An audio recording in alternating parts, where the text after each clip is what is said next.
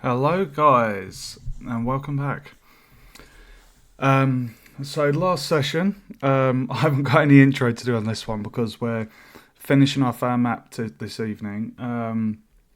The last stream, we were highlighting objects, and I had a bit of difficulty towards the end because there was one particular model, static mesh, that wasn't doing the highlighting, and I tested this off stream, and the highlighting worked with other assets. So it seems there's certain meshes from a certain pack I have that don't seem to outline like all the other stuff I have, which is a shame.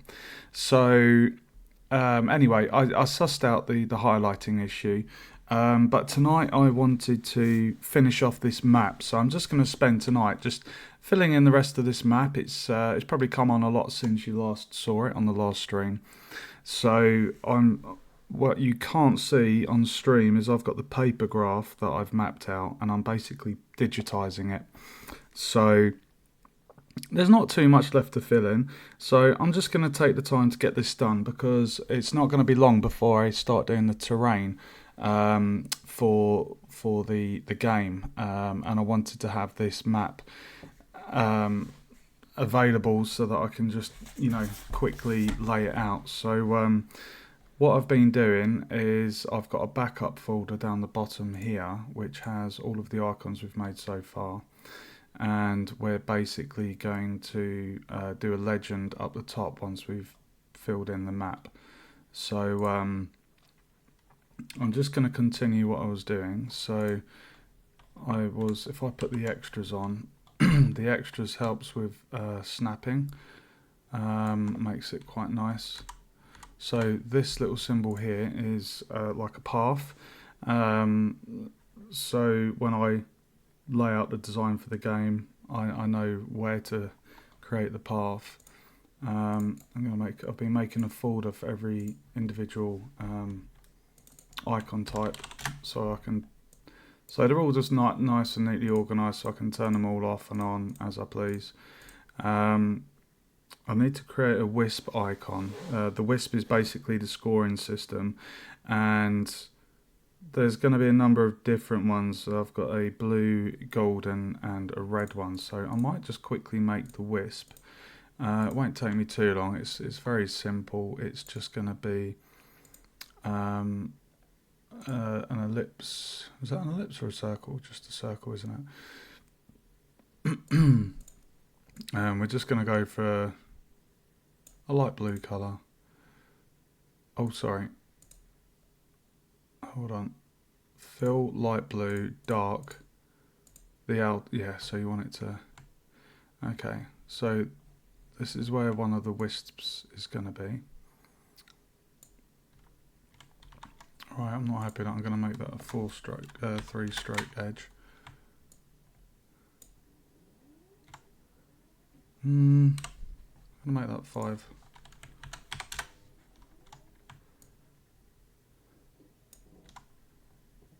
There we go. And that is basically one of our wisps, guys. And like I say, there's 3 different colours. So it's a bit big, but it's nice and clear. Nice and clear wisp. So we're going to call this Wisp A. And I always duplicate it.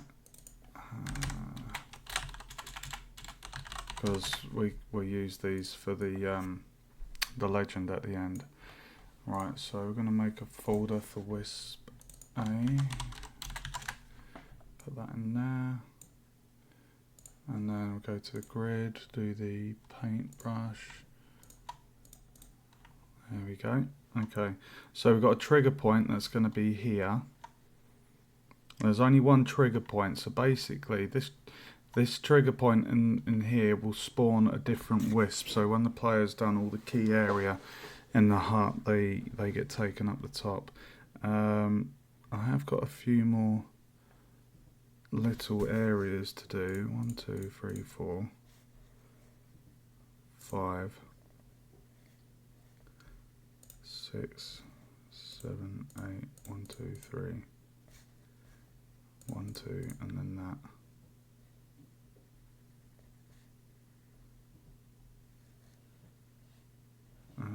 goes across 1, 2, 3, 4, 5. And in the middle there's going to be a tree there.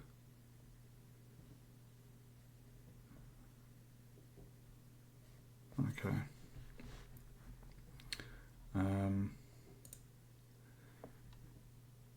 Okie dokie. Right, let's get some more path laid out, because there's also, we need to do something over here, which is player information, and that goes, believe, let's do the X actually. The X is going to be the player start. So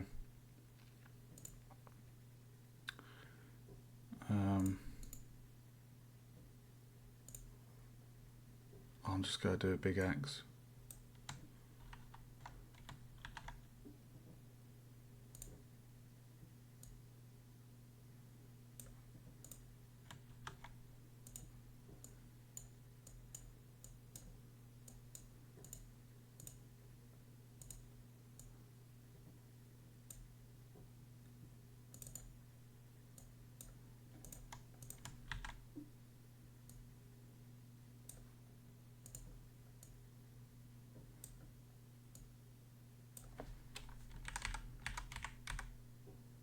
Okay, so that's where the player starts,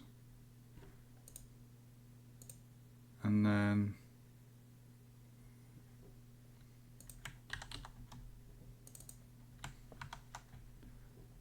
this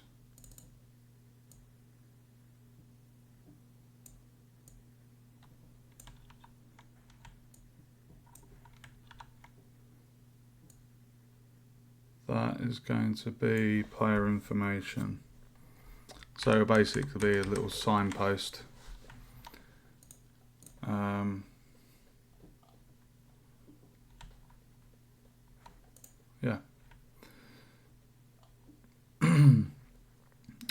Right, we need some trees down here.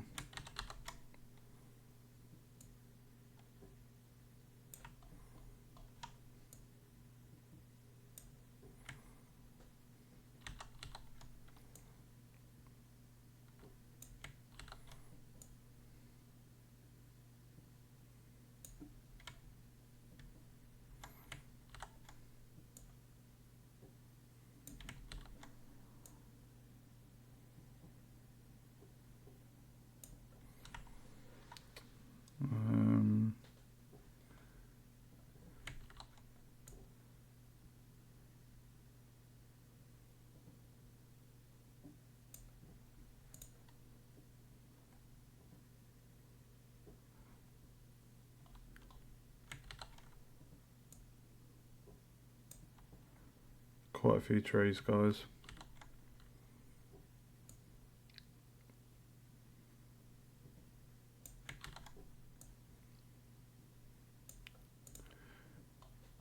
So this is going to have a hostile NPC in this area.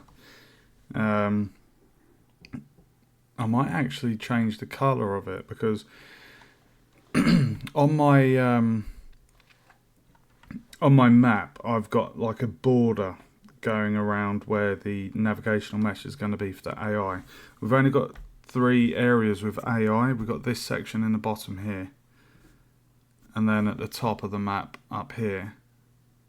So instead of, I've kind of got like a hashed border, but I think what I'll do is I'll just colour the squares light green, because in the Unreal Engine, the navigational mesh, if you press P, it does highlight the areas the AI can navigate as green, so it would make sense to do that. So I might actually just quickly do that. So if I go on the grid, choose a colour, and we'll give it that. So basically,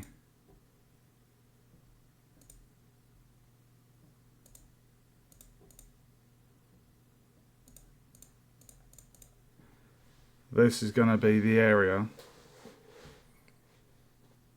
that the wolf can patrol. It's gonna be fun. Oh, it's gonna be so fun. Okay. Right, let's put in the rest of the trees. So we've got two more. If I copy these ones, think go over here.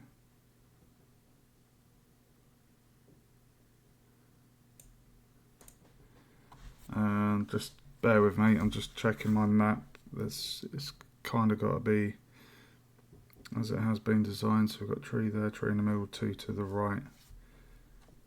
And then we've got two above.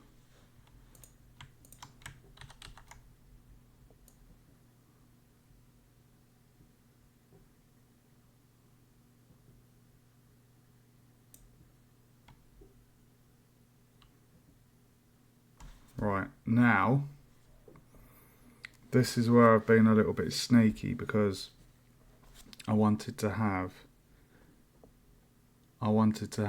a golden wisp here, which lulls the player. Hold on, why are my trees... Guys, you need to get in the tree folder. Why have you come out?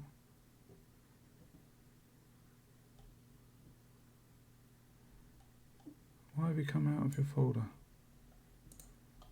There we go. Okay. God, what am I going to do? Is there any, like, skull? Please tell me there's, like, a skull symbol.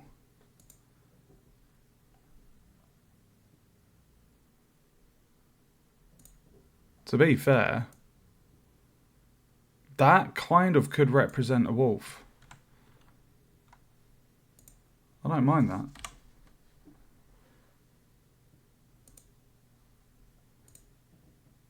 We'll give it a... Oh, what colour shall we... I think a white, maybe? I don't know.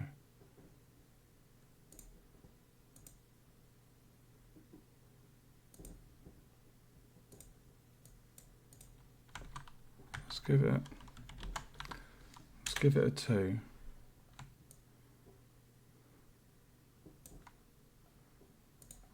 What is going on with that edge?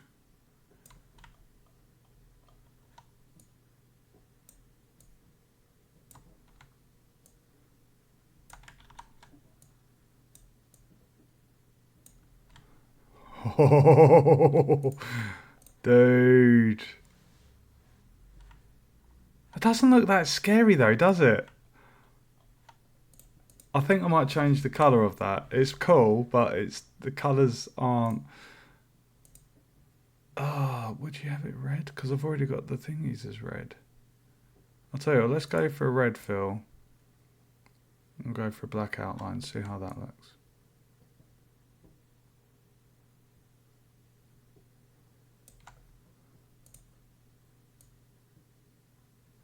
Yes, red for danger. Like it.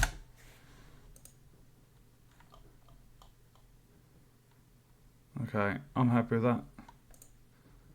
That looks good.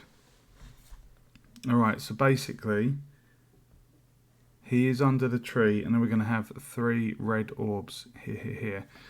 So I'm going to call this AI.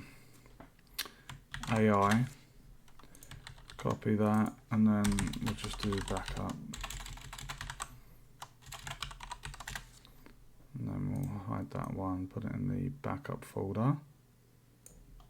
And then I'll make a folder just for the AI. I'm going to call this one POI.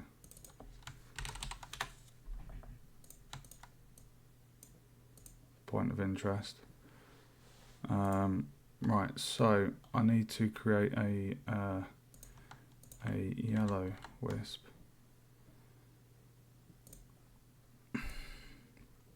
And this one was going to be here. And the reason that's going to be there is... Hold on, why has that one just moved?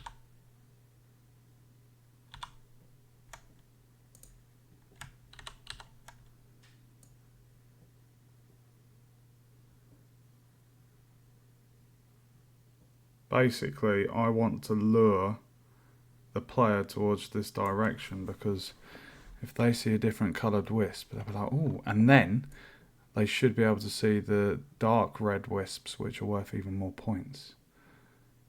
So the higher the reward, the wisp, the more dangerous it is, guys. I'm going to call this wisp B, and we're going to put wisp B in there, and I'm just going to change the colour of it.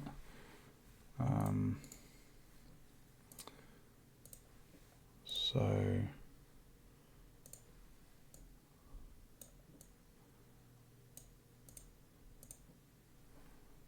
and then we'll change the outer bit to that. There we go. Okay, so that is wisp B, and then I'll call that backup. Hide that one, and then we'll move that into the backup folder. Okay. Right, so now what I want to do is put my red wisps near the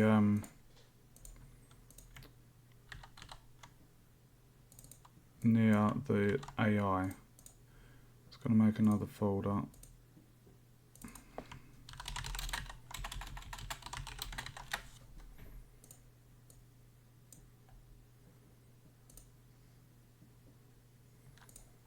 And I'm going to copy that, make that back up.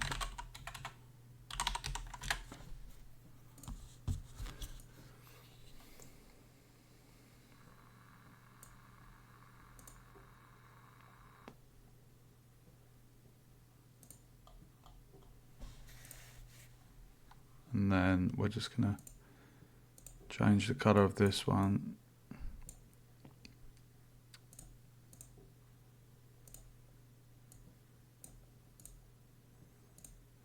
Perfect. Right. I don't feel like that red is dark enough. There we go.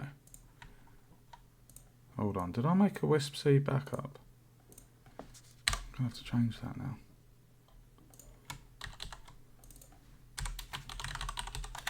And like I say, the reason I'm doing these backups, I always like to have a little backup. And we're going to obviously use these for the legend once we're done. Okay.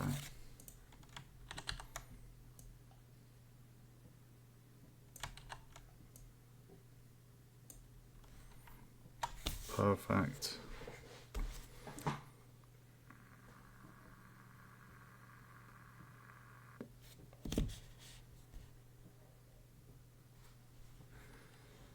Right, what I might do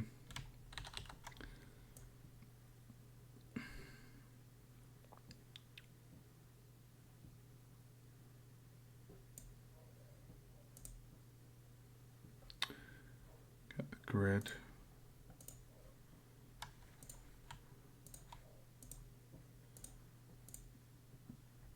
And then I need to get a path.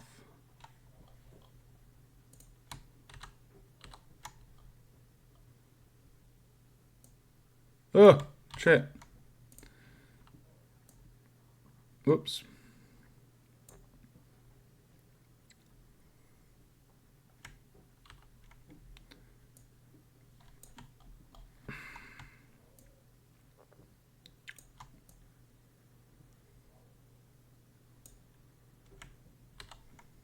Yep, done that.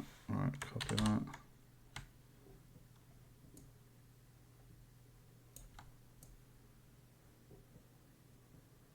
Perfect.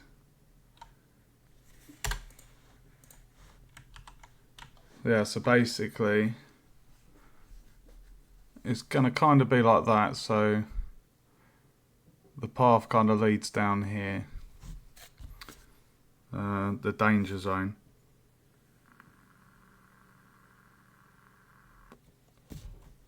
Right, I just need to check.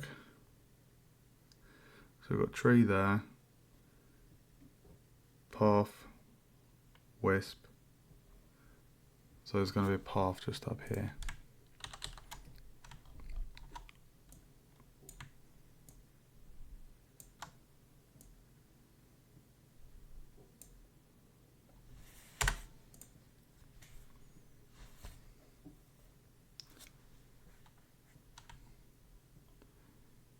I think what I might do is actually do the path over here, because this will be much easier.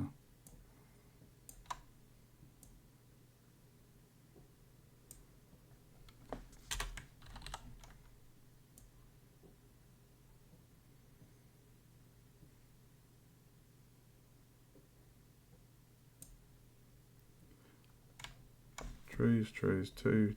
Hold on, what's going on here? Oh, okay.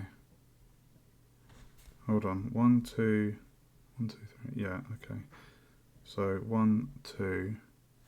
So this one needs to go up there.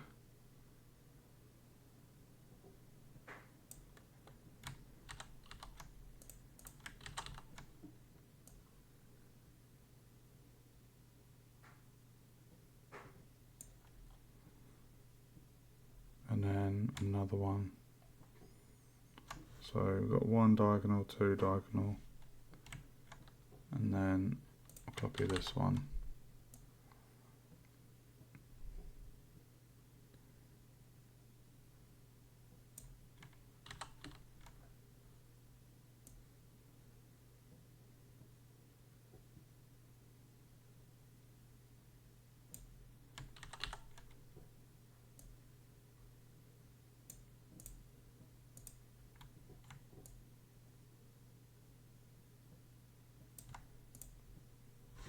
One, two, three, and then there's going to be a wisp here and a wisp up there. And they're going to be the blue wisps, I think.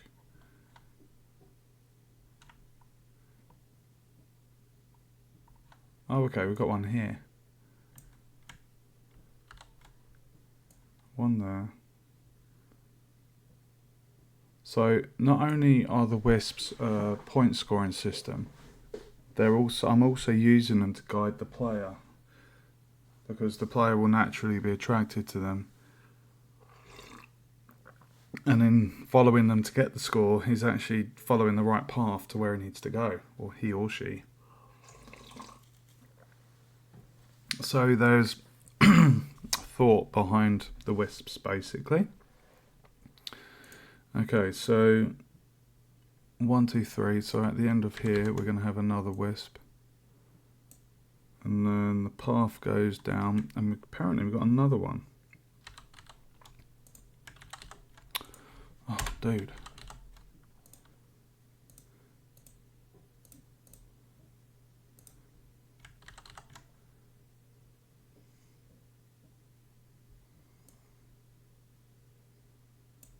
Apparently there. So let me just check my references.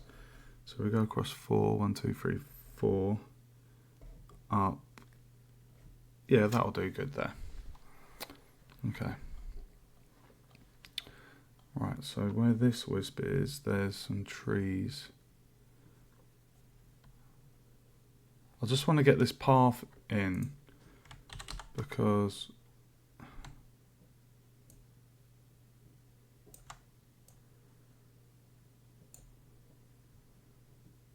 right, so the wisp is there, then it goes down diagonal 2.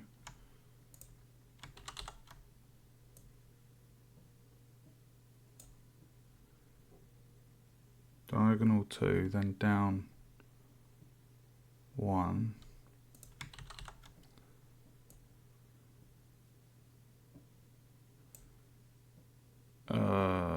And then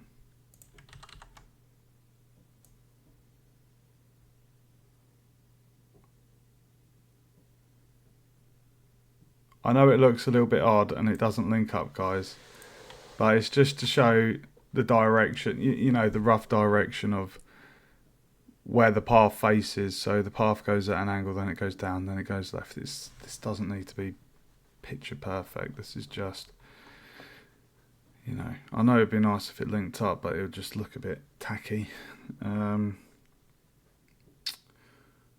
So that goes up, across, diagonal 2, down 1, past the wisp, down 1, and then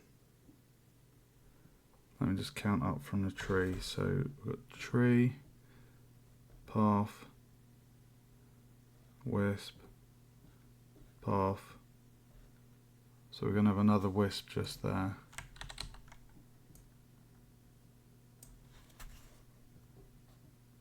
And then there's going to be some trees up here.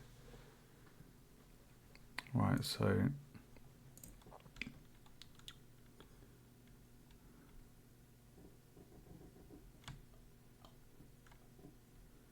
where is this one going then?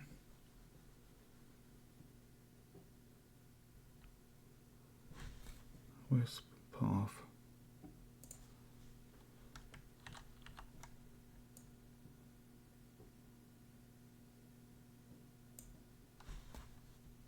Right, and then it goes diagonal.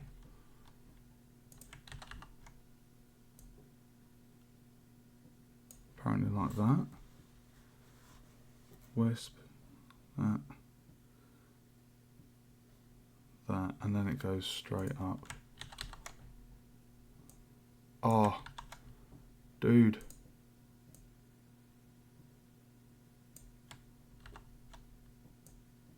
Oh, fucking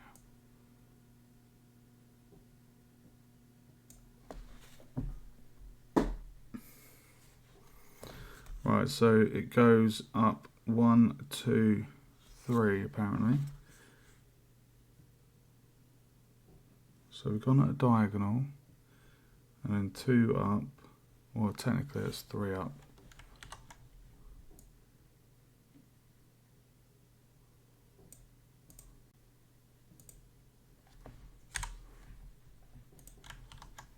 So we've gone 3 up, and then we're going again at an angle here. So we're doing 1, 2, 3, 1, 2, 3,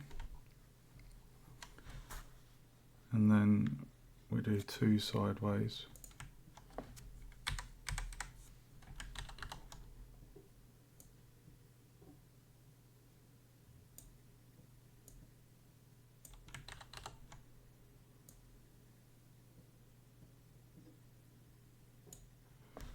Do 2 sideways, and then down,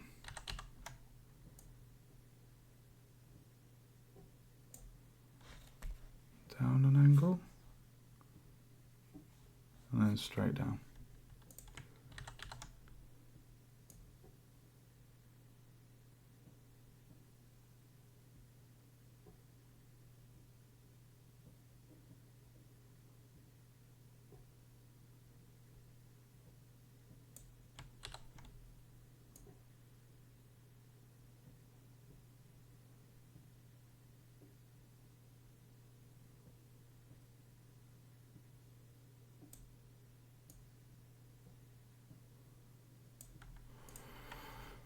Okay. Like I say, I know that looks a little bit odd, but it is a little bit annoying, isn't it?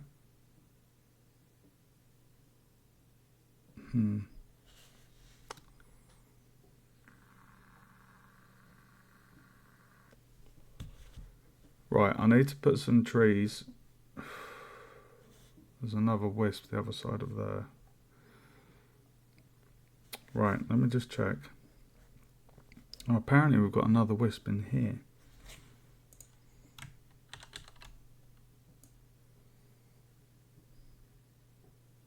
Wisps are everywhere, guys. There's got to be a lot of scores to score for the players.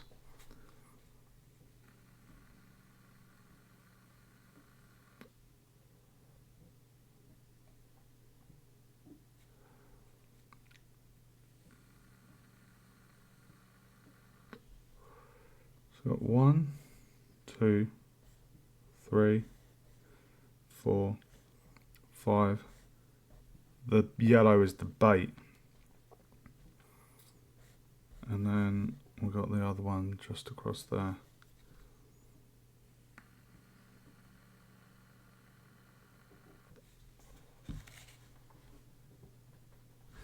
So I think all the patches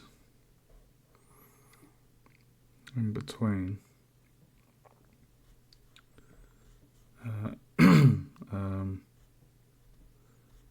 we need to kind of have a boundary as well. So basically up to here, literally here, there is going to be a boundary all the way around where the player can't cross over that way, or else they'll go to an area they shouldn't be going to. So we're probably going to set up like an invisible plane so the player literally can't pass into an area they shouldn't be going in. So it will be invisible to the player. It will just be like an invisible wall.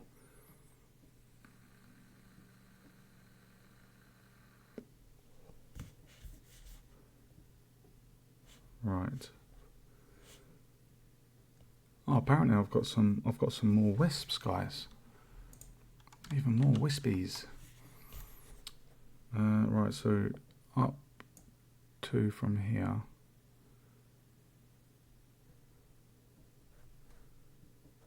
So we've got 1 there, 1, 2.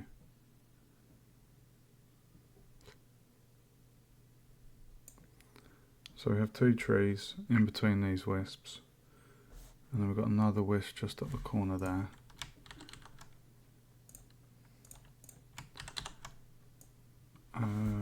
This one. The reason it's taken me a little while to do this is because I'm making sure it matches my graph map perfectly, because I planned this all out on the bus ride. So next wisp is going just here, and then yeah, we got that wisp. Then we're going to have a trigger point here. I think I might just quickly do the trigger. So if I copy the X and do that as a T for trigger,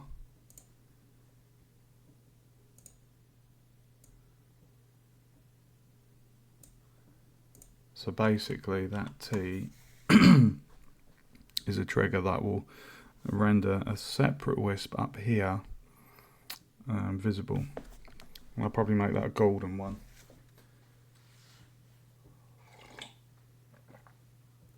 I hope you're enjoying the stream, guys. I know this isn't like being in the actual Unreal Engine, but this is all part of the overall game design. I spent, don't know how many bus rides doing this little map. But it's really important. Right, I think what I want to do,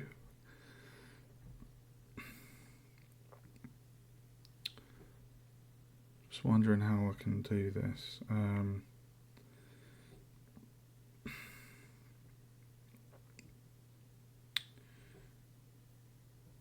Tell you what, let's get the trees in.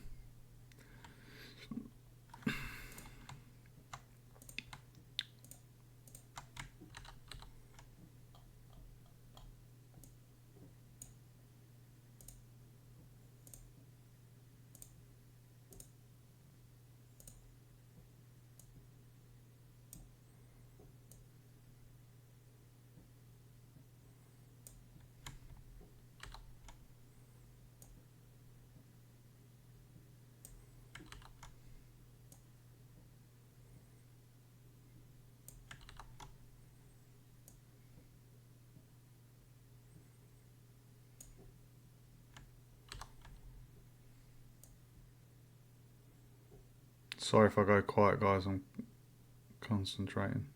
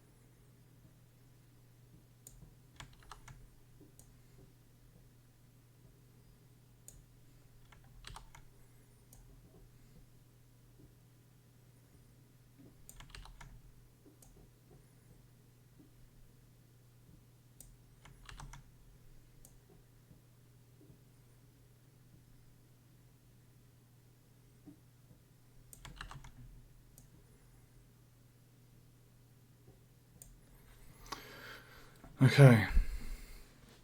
It's looking good, isn't it? Looking good. Getting there, guys. Getting there.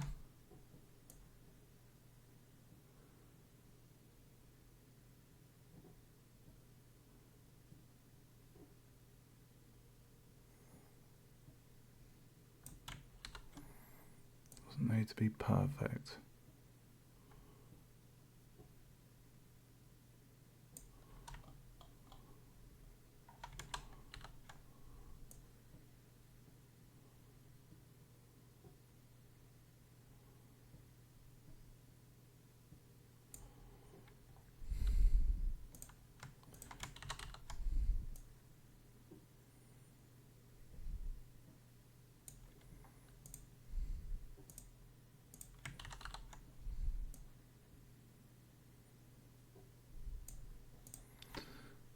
Okay.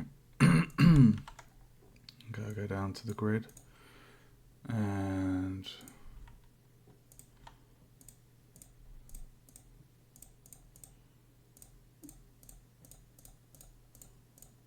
just paint that out.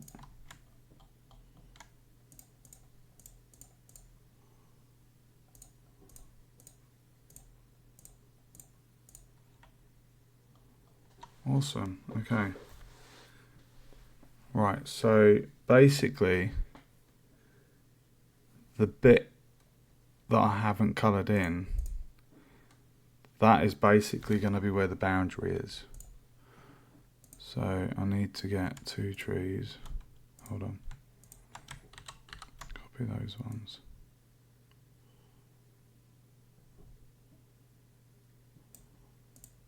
Okay.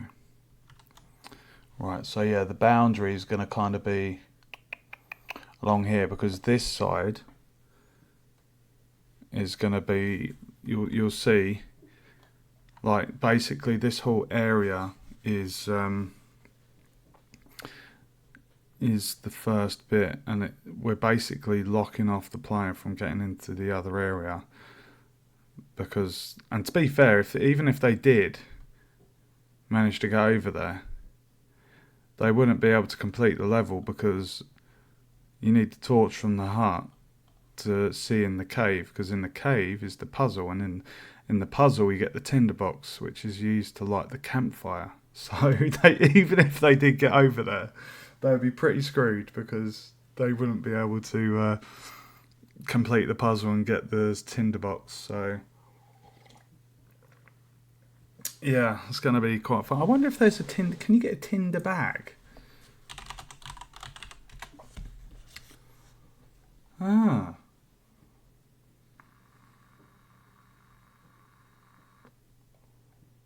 Oh, you can get a tinder bag.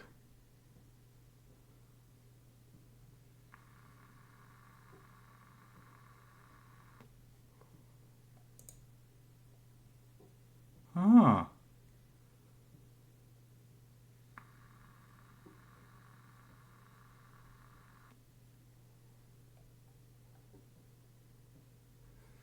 Interesting. So you can get tinder boxes and tinder bags. Hmm.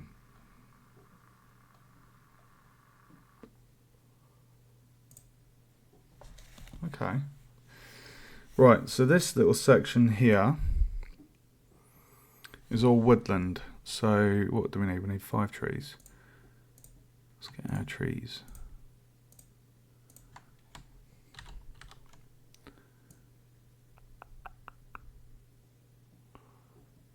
Those little trees. Let's go there. And then we need 4. 1, 2, 3, 4. It's quite nice just selecting the exact amount I need and copying them. Okay, and we'll do that again. And then we just need 2 for the top.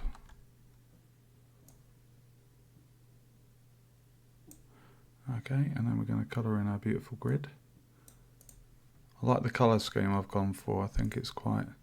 I did originally have a slightly darker brown for the floor, and it was just too dark. Whereas this is a slightly lighter brown, so it's it's much nicer to. You can clearly see, like if I turn off the extras, you can see there, like that's a really clear map. Like you can see the players start.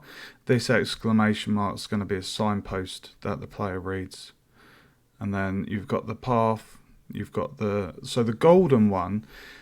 The golden one is going to kind of be a bit of a bait orb. The blue ones are standard. The yellow ones are like more points, but they're kind of luring the player without them knowing that they're being lured. And then the red ones are the highest points, but they're in a dangerous area, so they'll either be near a trap or a hostile enemy. So yeah, they're pretty fun. Right, I need to add 2 trees here and here. So let me just quickly add these trees, guys.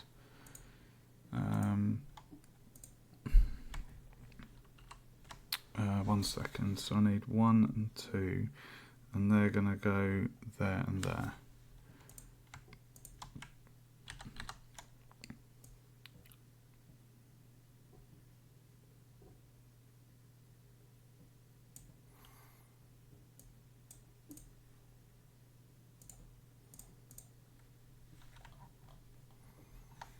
Perfect.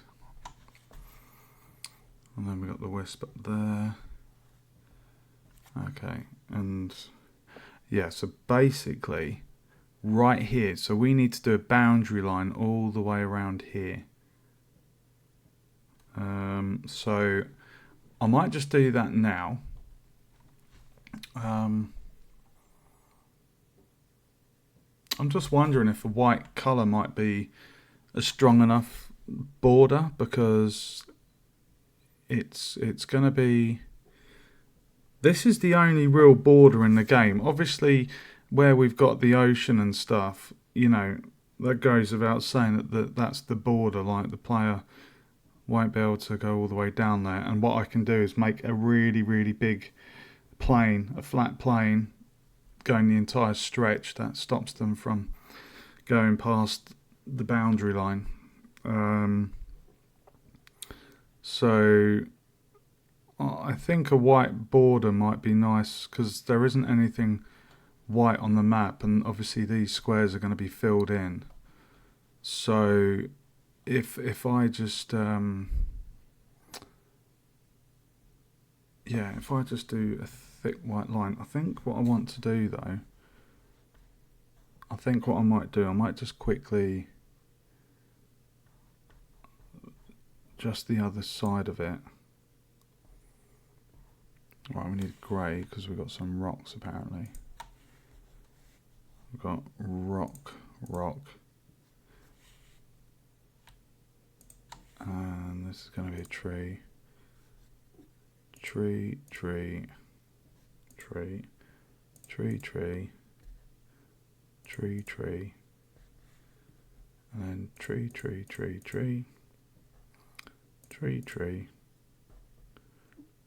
tree. Hold on.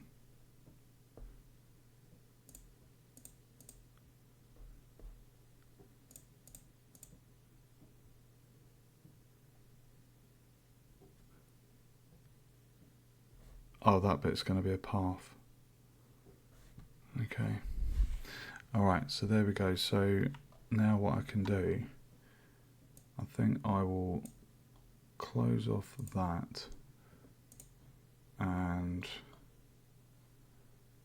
save. And what I'll do is I'll just do a line, and with no stroke, white.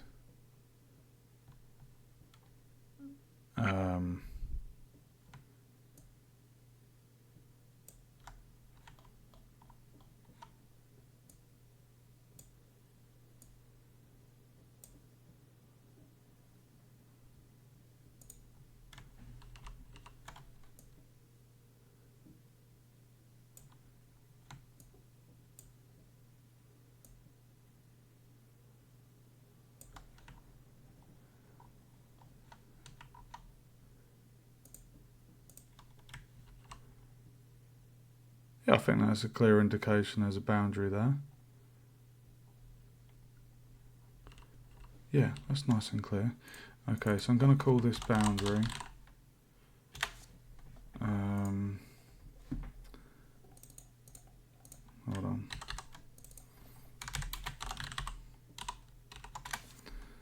Move that to the backup folder.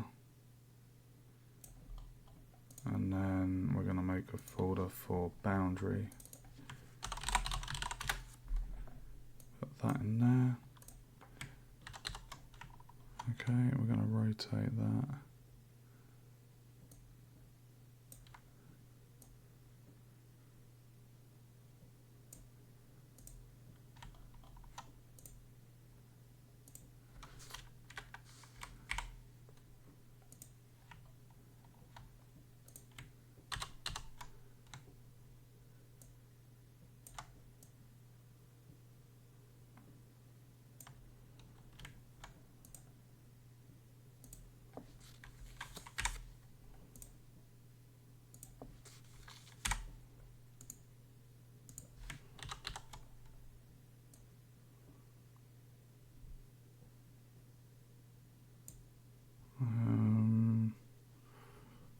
This goes across to the wisp.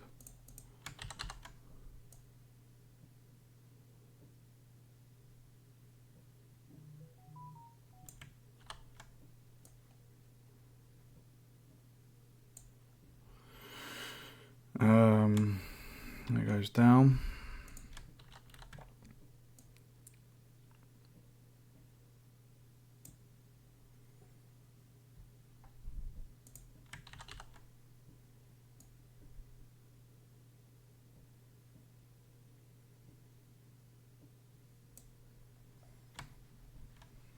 Okay, so it zigzags down.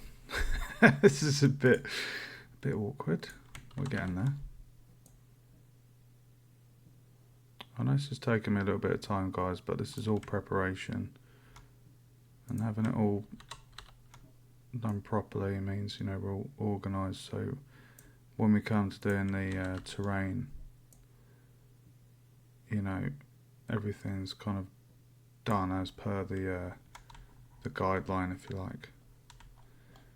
Right, so this basically needs to go up to the wisp. Just gonna have a drink of my coffee.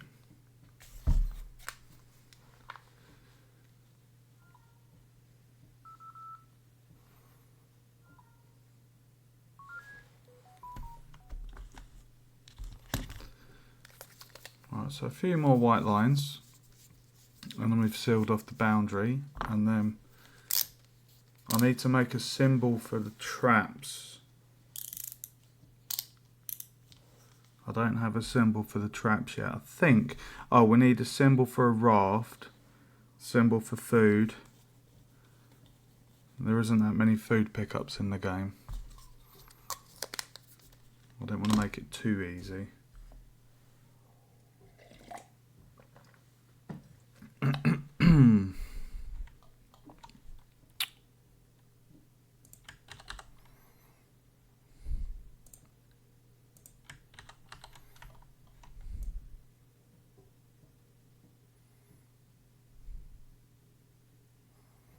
Come on, dude, why are you not snapping?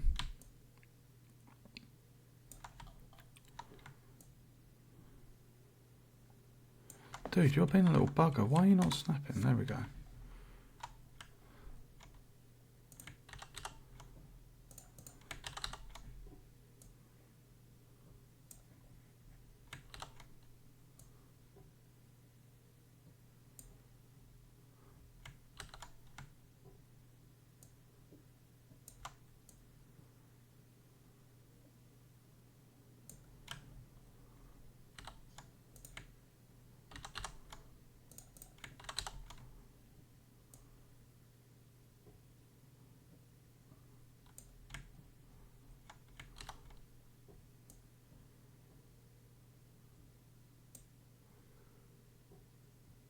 Three across.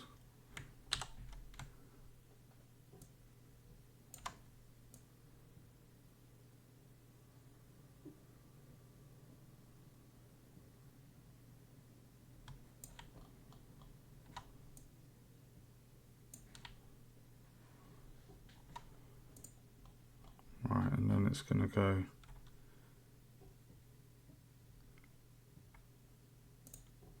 It's going to go up.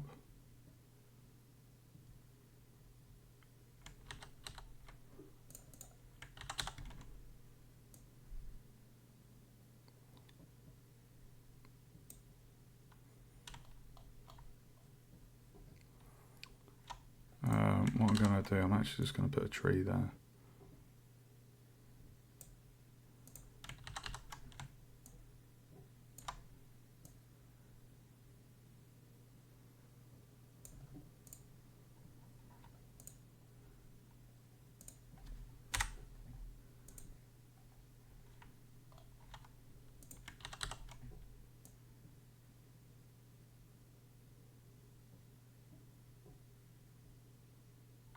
That doesn't look central. There we go.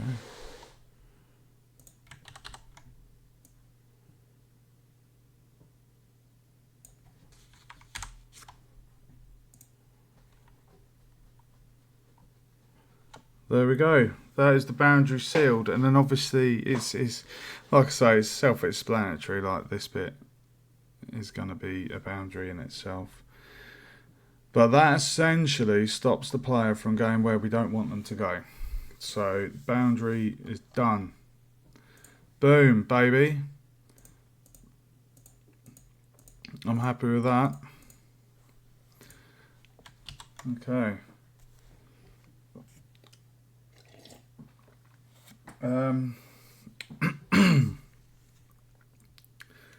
Let me just see if I can add in the shapes. I wonder if there's a crocodile.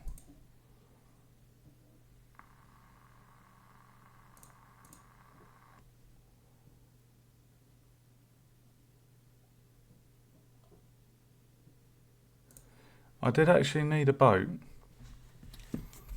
I wanted to have a little boat just for aesthetics.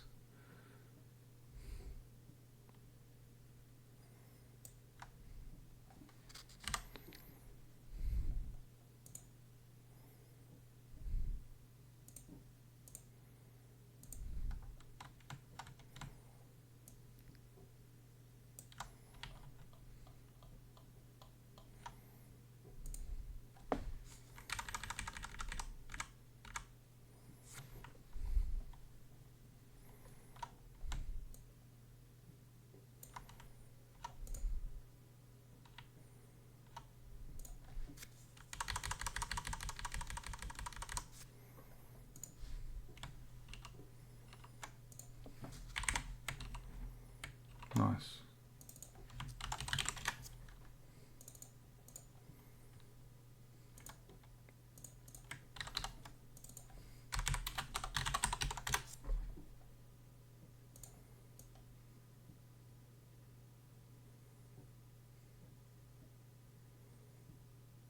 God damn, we've got a lot of trees.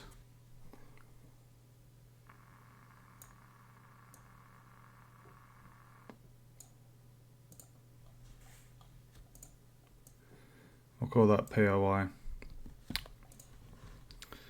Okay, so we've got the boat.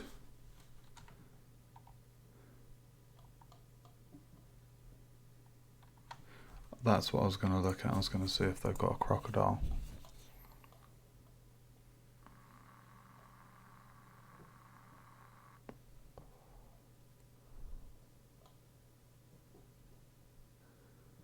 What is that? Is that a rat or an ant?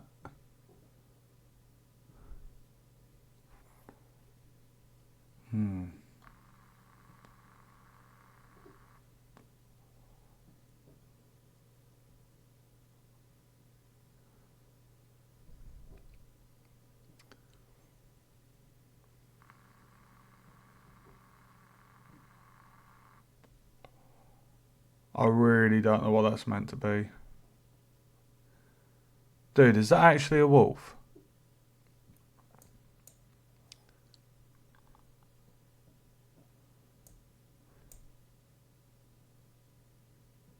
Oh, it's a fox.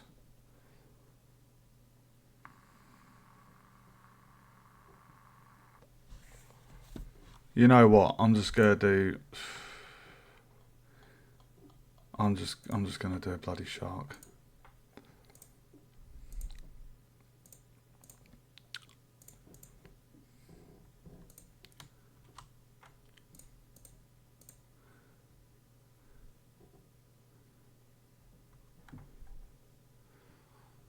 Um,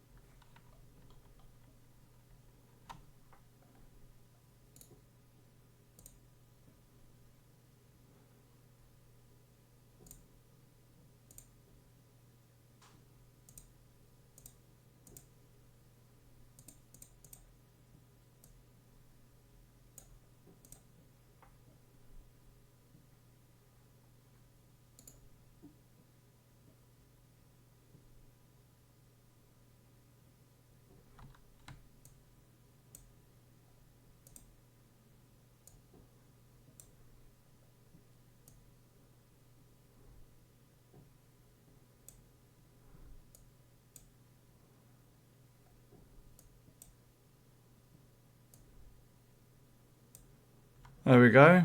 There's our shark.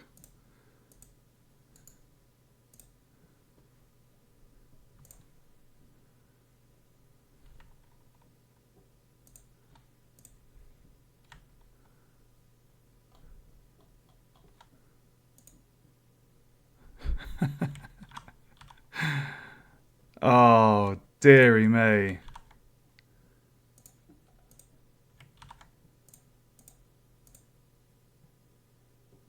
That'll do.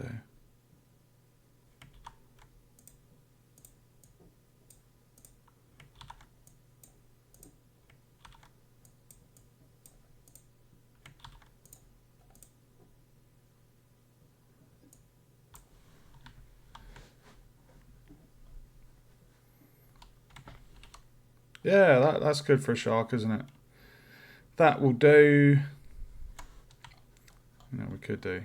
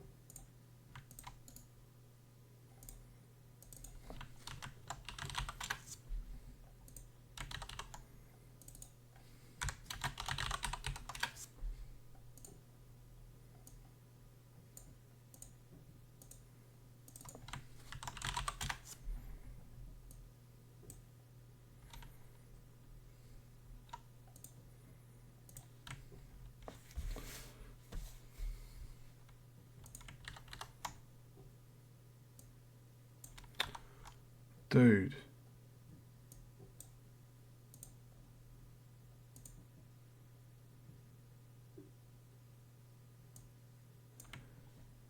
Oh my god. I hate it when it does that.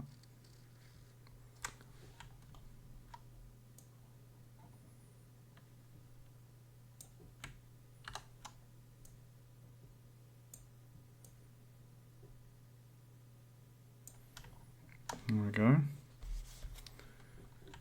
And we'll put one over here.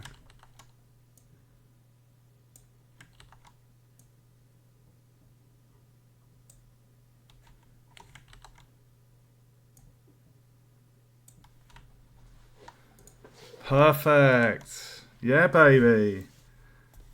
Yes, this is looking great. Okay.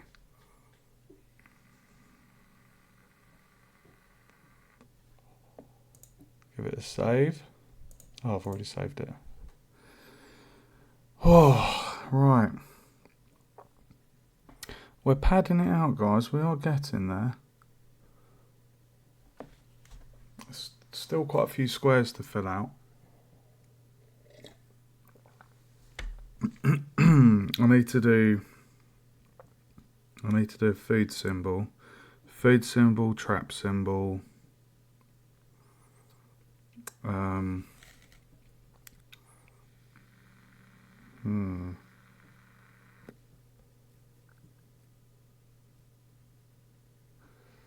Need to do a fire symbol.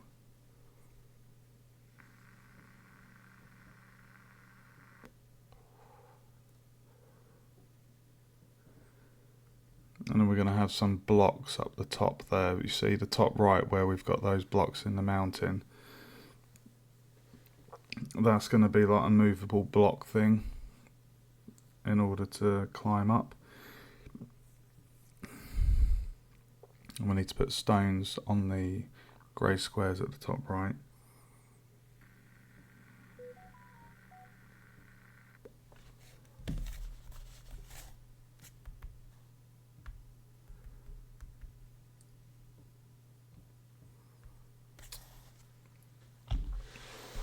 How has it gone midnight? How has it gone midnight, guys? Don't worry, tonight is all about the map. Tomorrow we're going to be jumping into the Unreal Engine and we're going to be doing quite a lot of work. We're going to be sorting out the integer with the wood pickup, sorting out an inventory, and something else as well. So yeah, and movable traps. I'm going to try and look at player life as well. I've got the call it the Bible. It's the Unreal Blueprint book. It's huge. I'm hoping there's something in there about taking damage, because obviously I've got that element with my wolf dealing damage.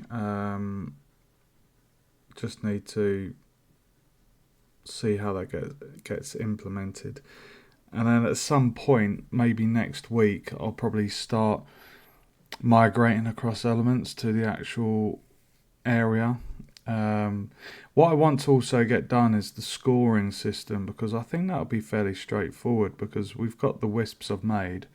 Then it's just a matter of making sure that when the player makes contact with a wisp, it destroys the actor, and then adds.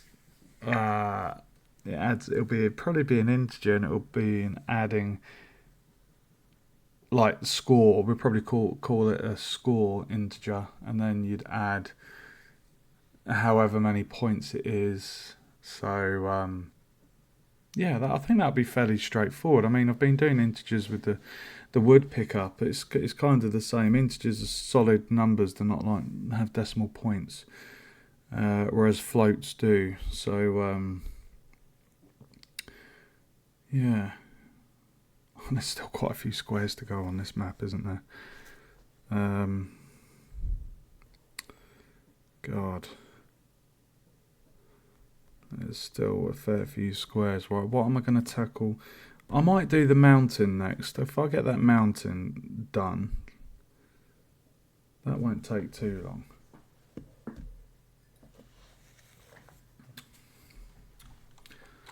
Okay, so I'll hide my sharks, and I'm going to copy that, and we're going to just put these stones inside here. Oh.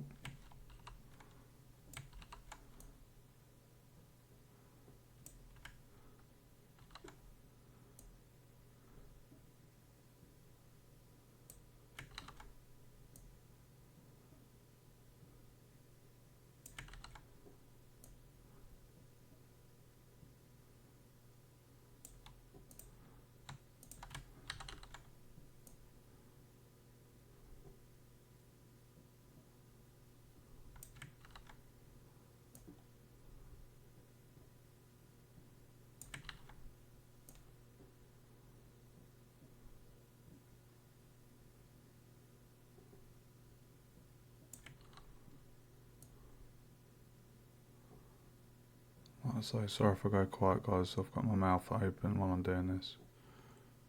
All about precision.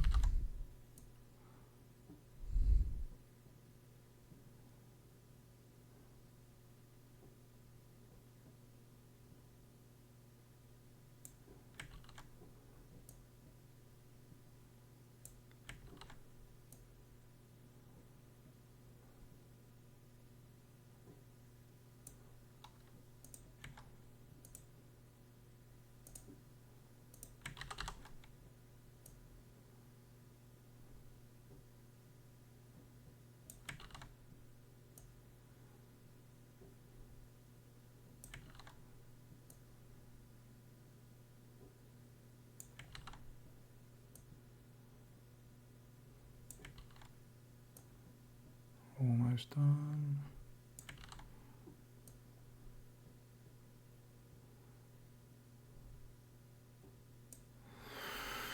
Okay. That didn't take too long, did it? So this black area is going to be the cave. Now, at uni today, I actually managed to place a cave, and basically, it looked pretty damn good, to be honest. It's not that difficult to do.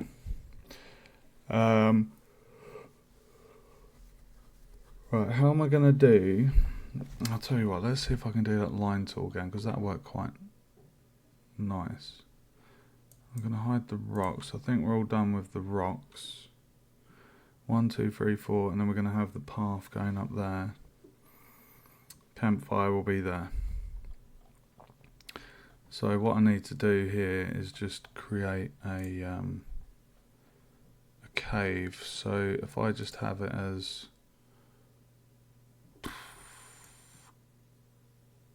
go for that, I guess.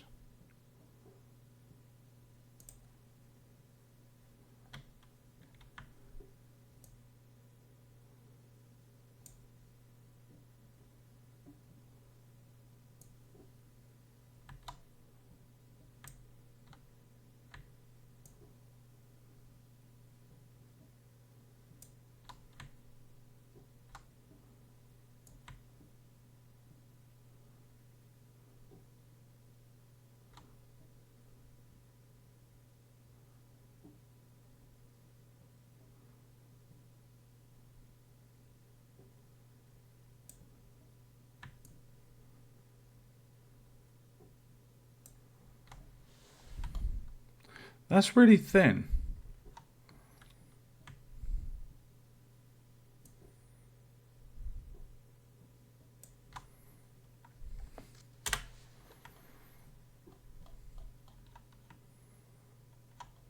Okay.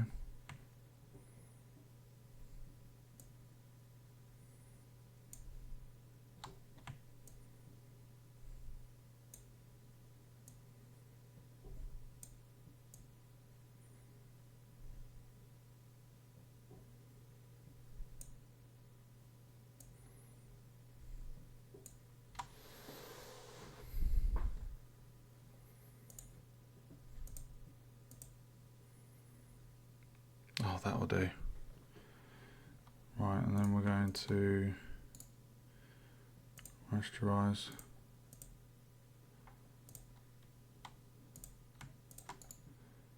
I merge those and then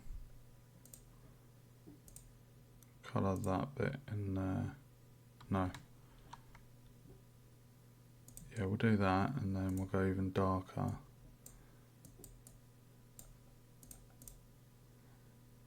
And then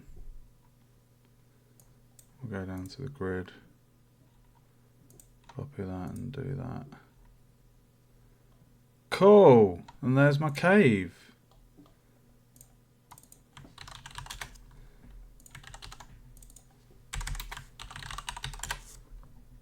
I love it. I think that looks awesome.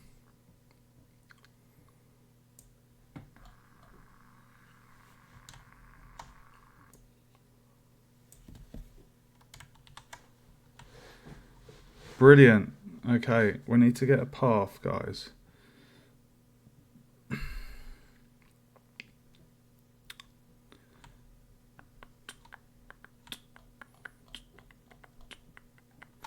need to do a fire as well.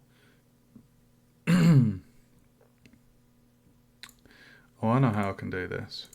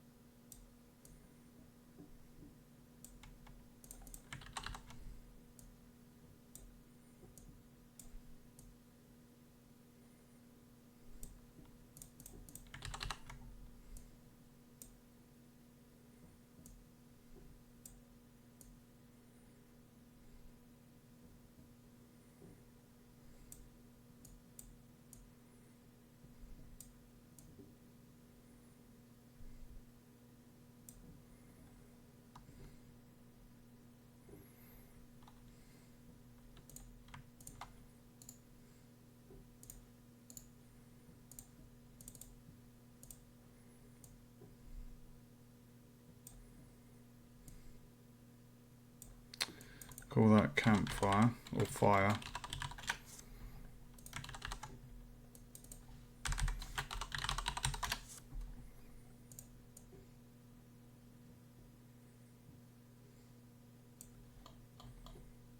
That goes in the POI. We'll go to the grid. Awesome. And then boom, boom, boom. We'll have 4 cubes. And then this can be a path. So let's go get us a path, shall we?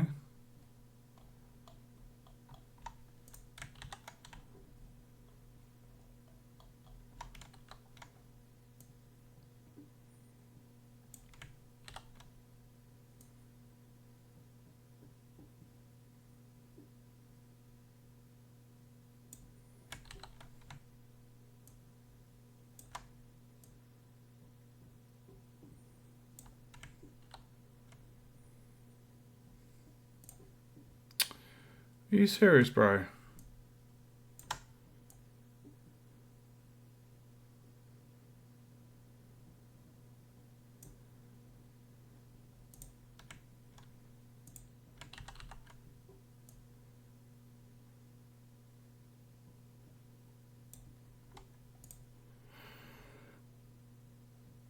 Maybe this one needs a bit of slight angle. It looks a bit odd.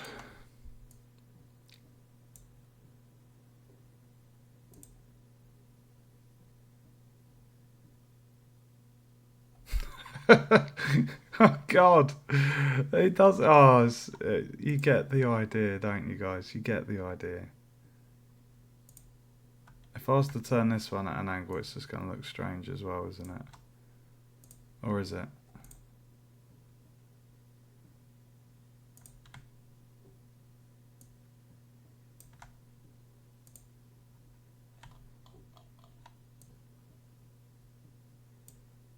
Does that just look...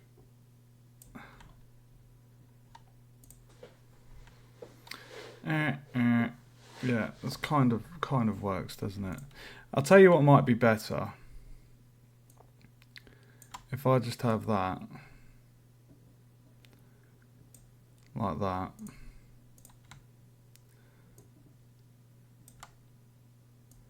I think that works better, guys. And then we can get this rid of that one. Duplicate a rock. Rock. That looks better. It doesn't look as silly.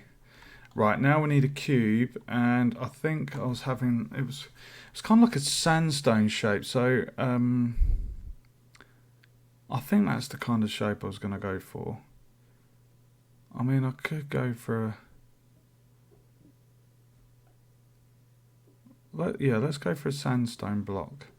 So we're going to get the cube, we're going to make it, we'll go for a 5-stroke, and the fill is going to be kind of like a sandstone-y colour. So we'll have it like that, and then the stroke will be the same, but then we'll go on it and then we'll darken it. So it's got a nice dark edge. And then if I just hold shift and drag, we'll get a perfectly sized cube. There we go.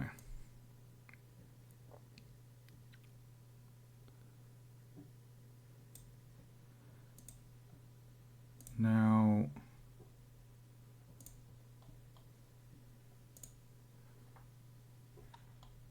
I think it would be good to have like a little kind of arrow to show that it can be moved.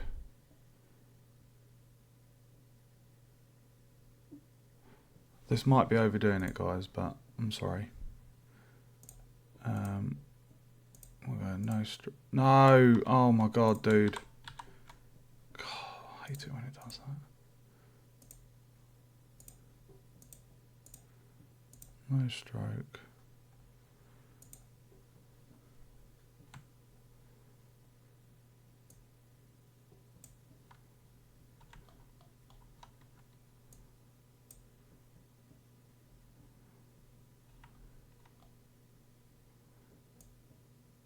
Oh, no. So 3 by 3, make it a bit longer.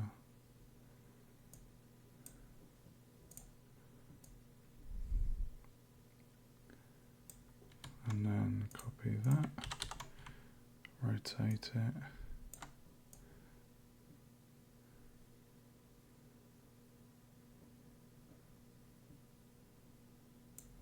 Doesn't need to be perfect, guys. Right, now we will get the triangle.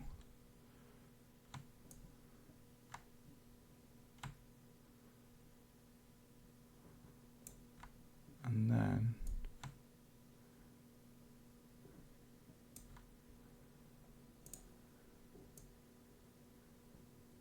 oh, dude.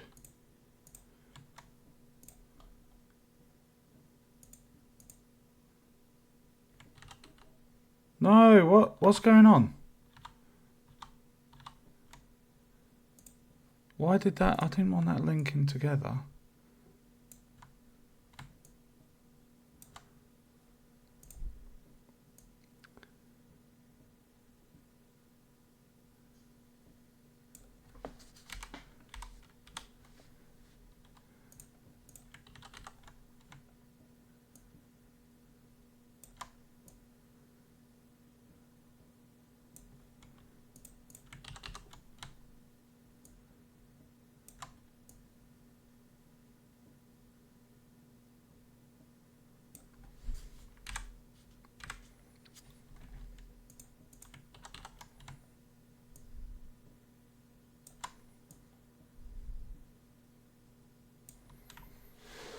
That is perfect.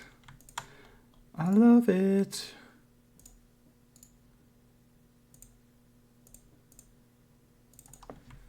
I'm going to call this block.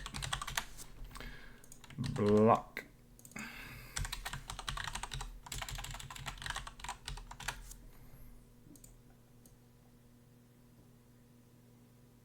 I'll say there's only going to be 4 of these guys.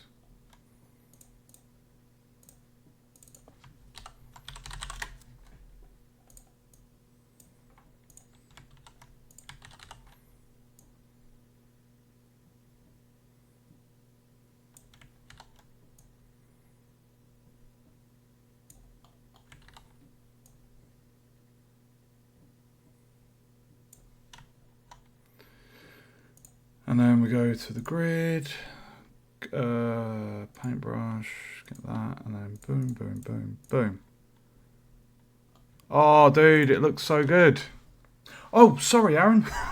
When did you post a message, dude? I've only just looked at the chat. I've been so engulfed in this map making. How you doing, dude? Let me zoom out so you can see how the map's looking. I've only just seen your comment. Let me just go boil the kettle, guys. Give me 1 second.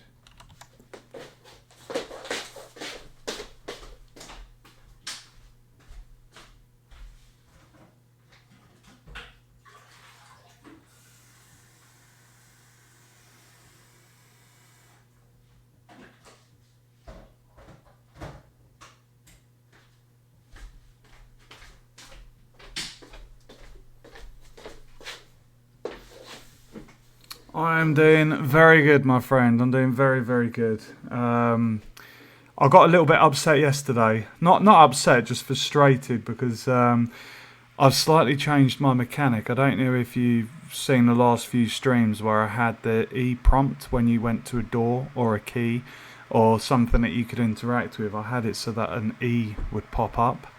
I've managed to change that now so that instead of having this awkward E, objects that can be interacted with now highlight. They have like a really nice yellow outline, so it's kind of, you know, it should be intuitive enough for the player to know to kind of interact with an object that's glowing yellow with a border around it. So I was doing that yesterday and it was going really good, and then I had this problem. It was so frustrating, dude. It was like one particular mesh, static mesh. It was like a white birch branch, and it just wasn't highlighting it. And I took that into uni today, asked one of my lecturers, and they they couldn't figure out why it wasn't doing it either. But it only seems to be a certain pack of assets I've got that I have that problem with. So I found this other log, and I use that one now. It does the job. So I was a little frustrated with that, but I've sorted it out. Problem solved. Just using a different asset. But tonight's session, I just wanted to get this map finished off because I feel like very soon I'm going to be building the terrain. So I'm actually going to be sculpting out my terrain. The last few things I want to get done in the kind of practice zone that I've been working in, I want to get the scoring feature done.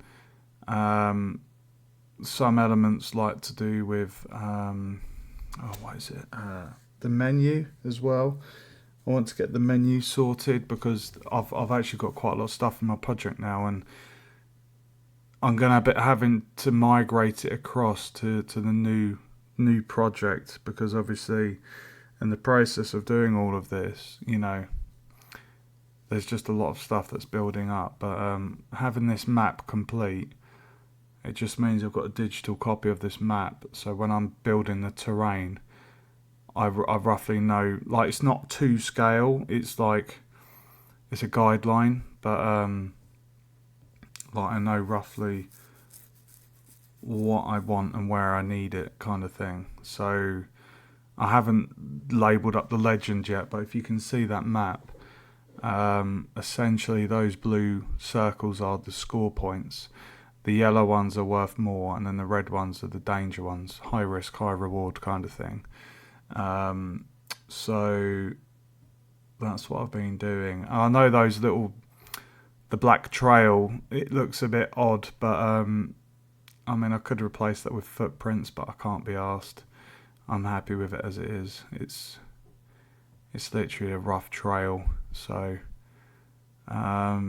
you get the idea. And all I need to do now is add a few sharks to that north patch of water and the raft, and then I've just got to pad out the other areas. So I need to create a icon for a trap and an icon for a food pickup, and then I literally just drop in all of these last few things, and it won't take too long, and then that's the map done. And then tomorrow I'm going to be in the engine.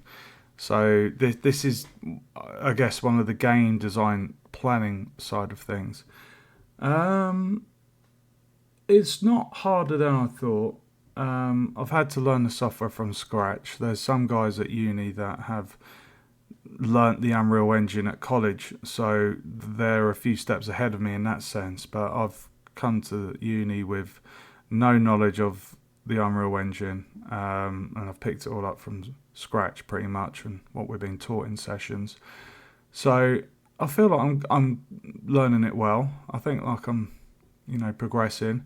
I wouldn't say it's hard. It's just understanding the engine. Once you've learnt it, it's you kind of remember things. Like, the more I'm in blueprints, the quicker I'm getting at it, and problem solving and things. But there's a lot of things to think about with the game design, because you're all about planning the mechanics and setting the difficulty and thinking of the user interface, user experience, and there's actually quite a lot that goes into it. Balancing the difficulty, there's so much to it, dude. But decent views. Yeah, I noticed. I noticed some of my development streams. They seem to be getting quite a few hits, and I think my subscribers was at 6, and now it's gone up to 24 or something. So these streams people must be enjoying them to be liking them. I mean, I'm not a professional game developer yet. Like, this is all documenting my learning curve, really, and just sharing the experience. And it's something I can look back on in 4 years' time. I could be like, wow, I was shit back then,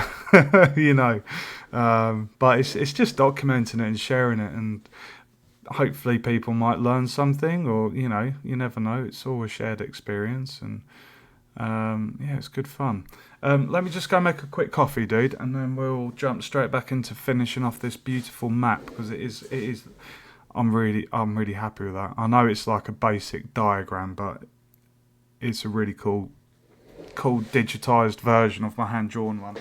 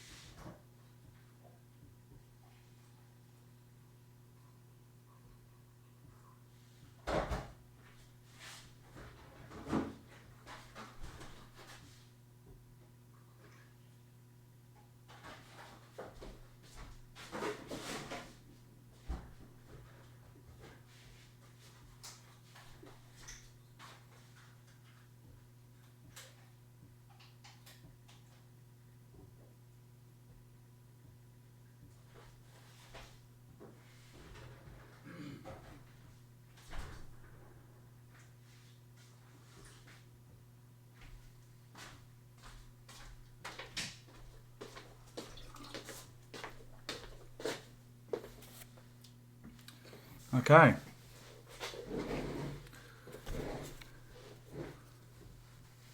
Oh, dude. Edit them. Edit them how? What? I can't. I don't want to. Dude, some of these streams are like 3 to 4 hours long. Some are longer. Like I know I could probably do some thumbnails, but I honestly, dude, I don't really have the time to play any other games at the minute. I had two deadlines like last week, so I'm playing catch up with the game dev for this project. And then after this one, like I've still got another one. I've got to make two games by December, mid December. Those are my deadlines. Like I've got a lot of work on. Like after this one's done, I don't want to jump straight into the other one. I'm planning the mechanics for this other one, which is like a labyrinth, maze runner, treasure gauntlet type tomb. But this one is so full with stuff, and it feels quite close to being completed in terms of getting all the mechanics done, and then it's a matter of just painting the landscape, putting everything in position, and then boom, Bob's your uncle, job done. So we're I'd like to say 70% there with like the mechanics, so 65 to 70% there, and then I'll call the last 10% putting everything in its place, which is going to be really fun. Like I think you guys are going to really enjoy that on the stream, because I'm going to be painting the landscape and having this digitized map on the other monitor. I'm literally going to be able to whiz through it because I know exactly where everything needs to go. This is why I know this has taken me a bit of time to make this map and digitize my graph map, but it's going to make the layout real quick.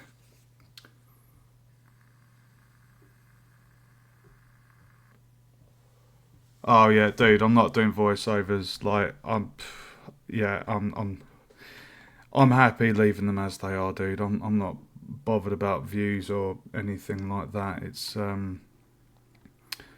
it's just there for guidance. Right, I need to do a quick skull. Let me do a quick skull. The skull's going to represent the trap. Apparently, I've got another wisp. So I'm going to do a golden one.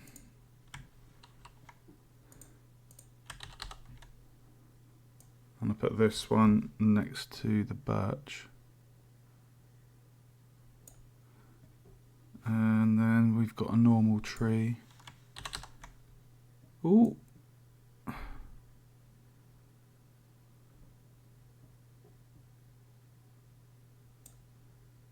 Okay. Right, so to the left of this we're going to have a skull. There's going to be a couple more trees as well. And there's a couple more trees up here as well. 1 second.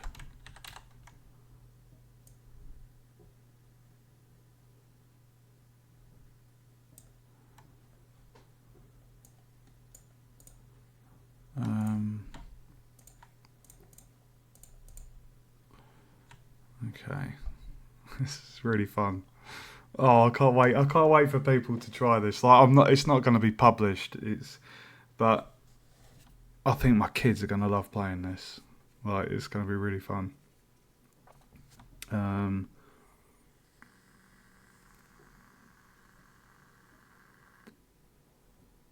Right.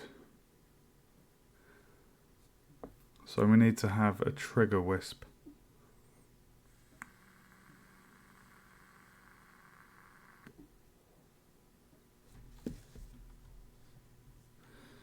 One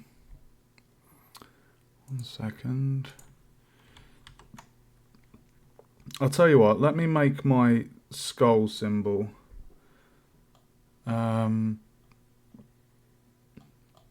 I don't know if they got any custom shapes, something that's...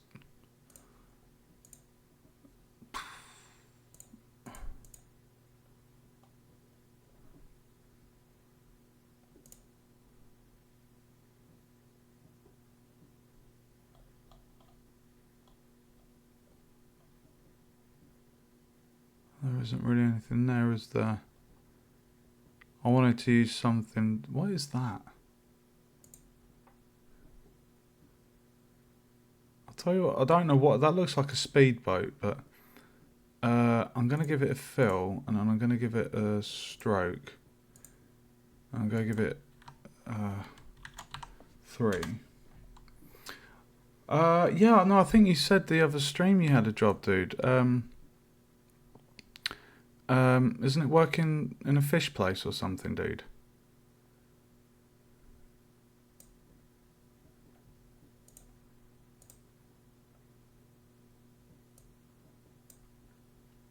Congratulations, though, dude. That is very strange. That looks... I think that's meant to be a kayak. What on earth is that? It looks like some demonic claw with a stalagmite. That does actually look reminiscent of a trap. I might actually just keep that as it is. That's actually fantastic. I'm going to give it a black outline so it's a bit thicker. I think that's perfect. Look at that. Dude, that looks like a trap. I think that is meant to be a rowboat or something. But... Oh, kayak. Look, it's called a kayak. That's my trap. It's not a kayak.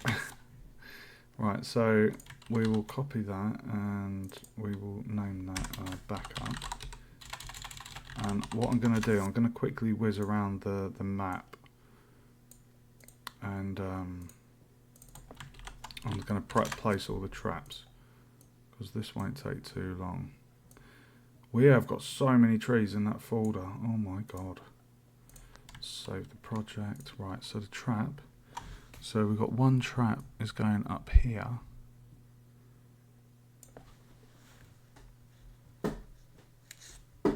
Oh, nice, dude. So if I swing by, you'll be able to give me a free meal. Mates rates. Nice. Easy job. Easy money. Hopefully the people you work with are nice. Sometimes people in places like that can be a knob, as I've worked with a fair few in my years. Right, so trap 1 is down there. Right, I just need to do this carefully. So I need to go across. So we go trigger, tree, and then tree. So this is apparently going in here. Okay, so 1 trap, 2 trap. Let me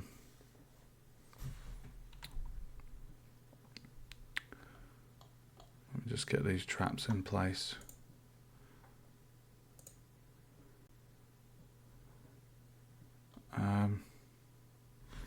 One trap, 2 trap. Right, the next one is 1, 2, 3, 4, wisp, and then it goes there. Okay, so I'm going to get a red wisp.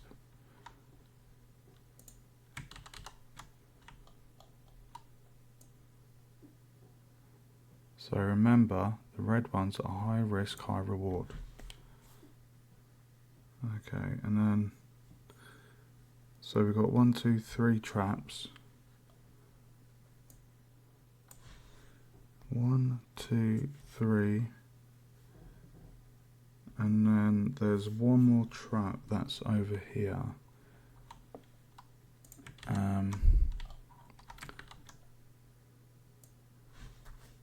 So we have a wisp there, so this one goes here. I think I'll make that a red wisp as well.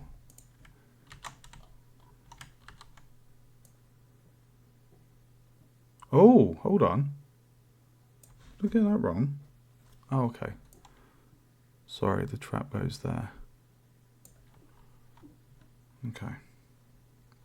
So we have a total of 4 traps.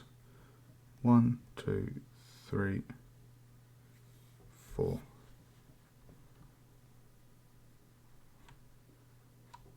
Okay.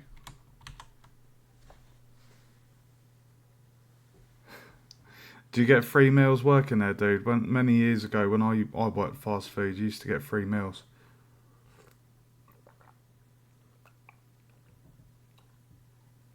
You got 2 new cats for free, as in animals.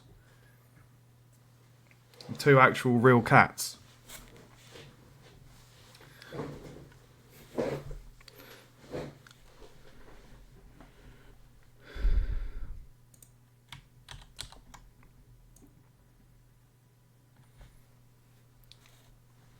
Hold on. When you say you get a free meal, is that when you're working and then you get the discount when you're not working? I'm not a major fan of cats. I think they're evil bastards.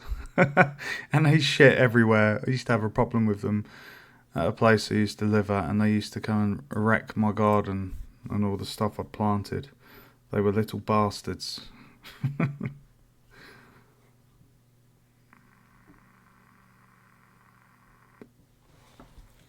Right, I need to do a trigger orb down here.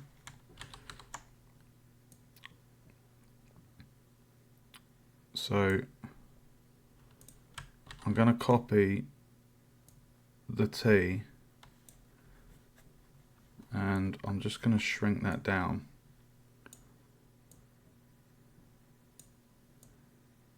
So basically, you know how I was saying that T is a trigger?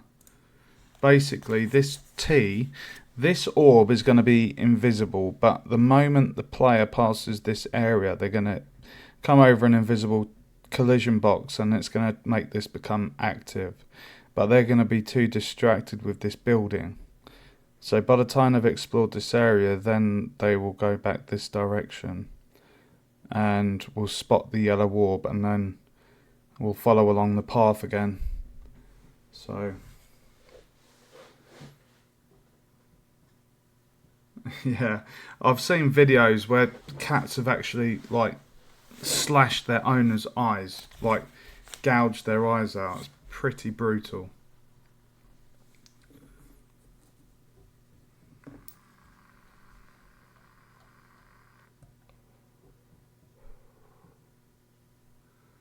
Those traps look really weird.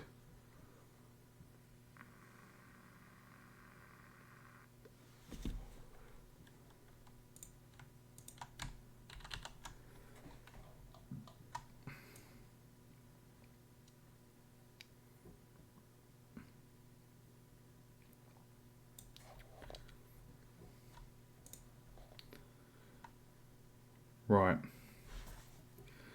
All of these brown patches along here need trees, so I'm going to quickly plonk those trees in.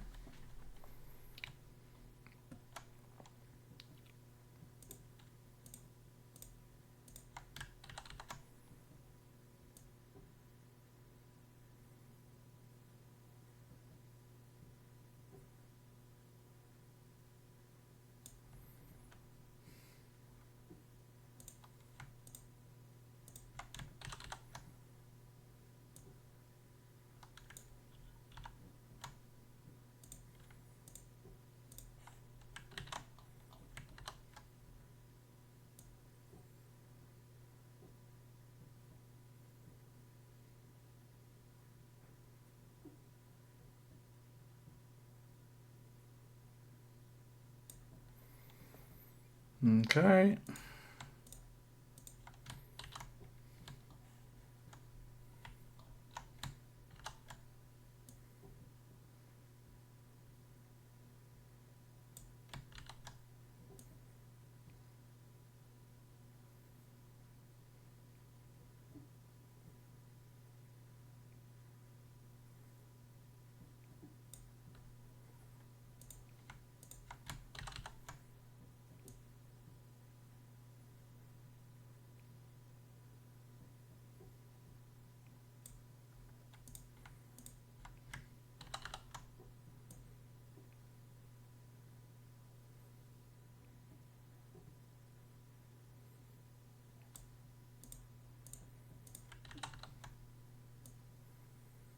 Sorry if I'm going quiet, guys. I'm concentrating, making sure it's all done properly. Okay, dude, no problem. It is getting late. I've lost track of time, but I'm working from home tomorrow doing the game dev, so I'm going to be up finishing this map off. As you can see, there's not much left at all. Well, I say that, it's quite a few squares. Take care, dude, and I'll be on tomorrow, so if you're about, feel free to tune in. Hope you have a nice day at college tomorrow, dude. Take it easy. Thanks for coming in. Say hi.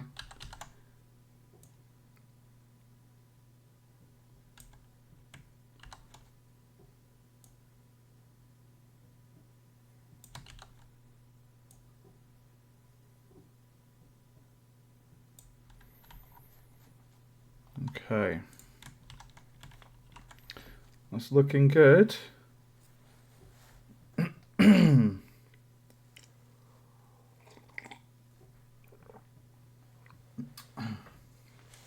Right, I'm just going to get the nav mesh done for up here. Um,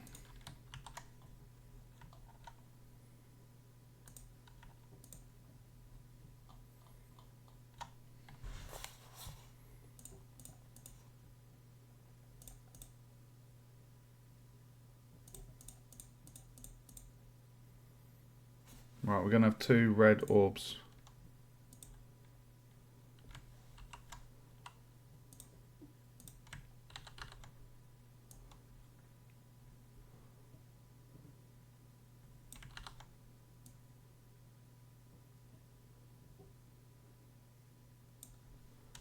And then we need an AI.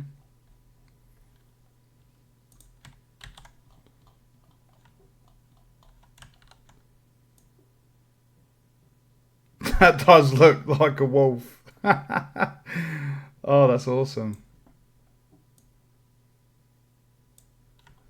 Look at my little wolfie. Love it.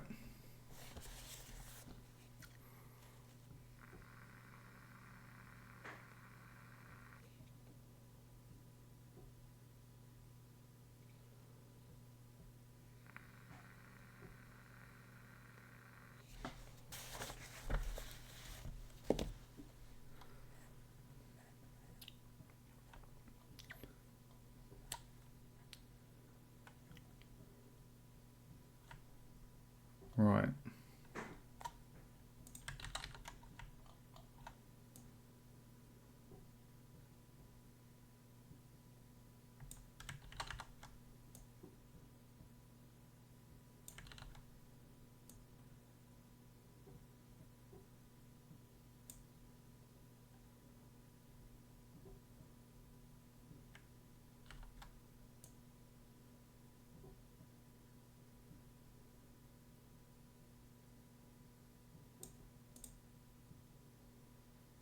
Okay.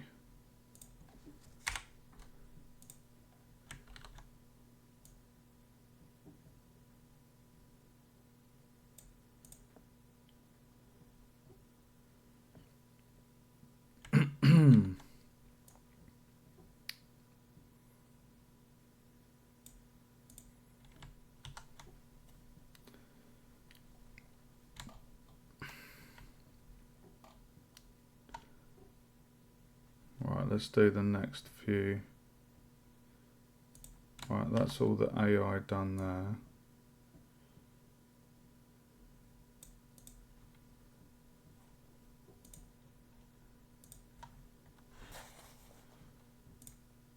mud, mud, 1, 2, 3,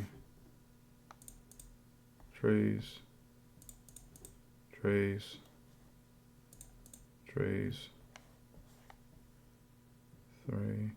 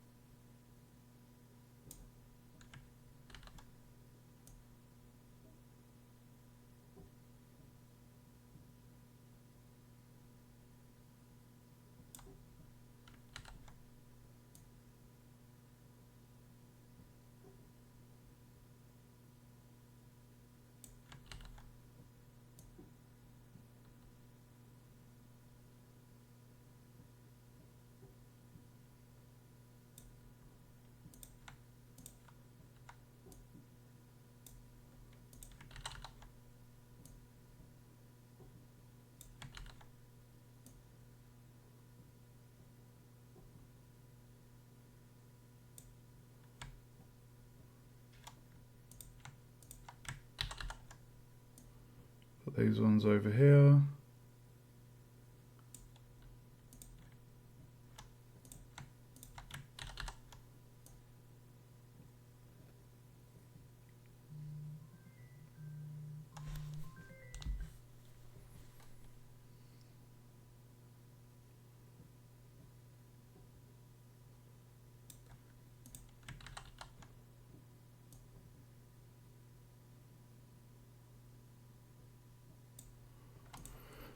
Okay.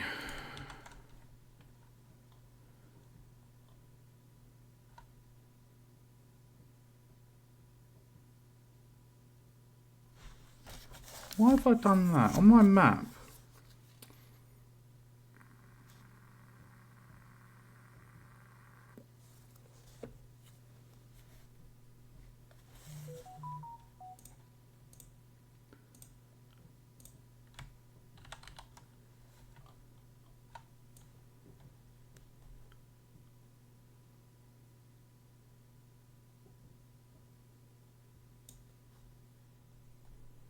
Why on my map have I done 2?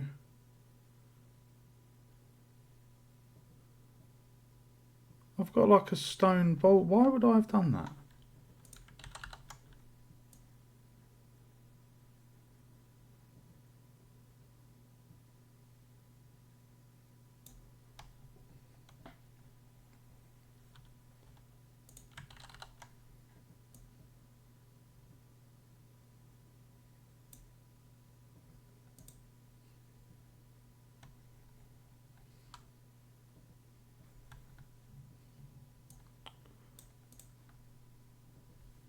Right. Boom, boom, boom.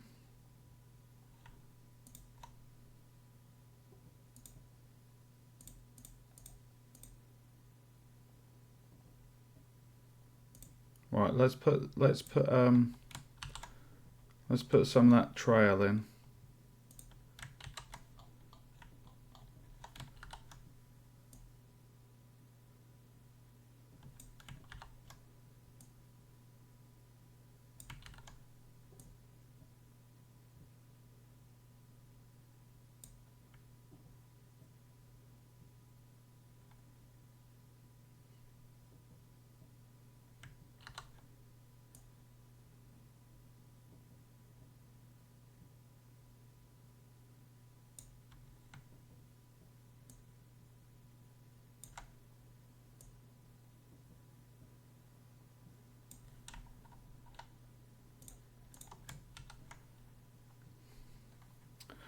Does look very strange, doesn't it? I think footprints would have been so much better.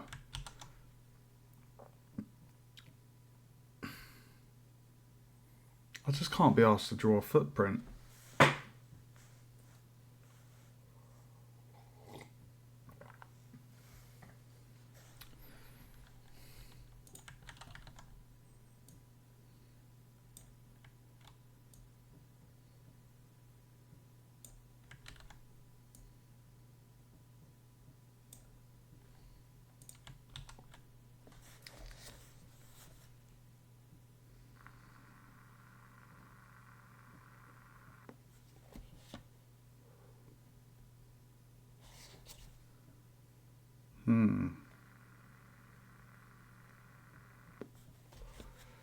Apparently we've got a blue orb up there.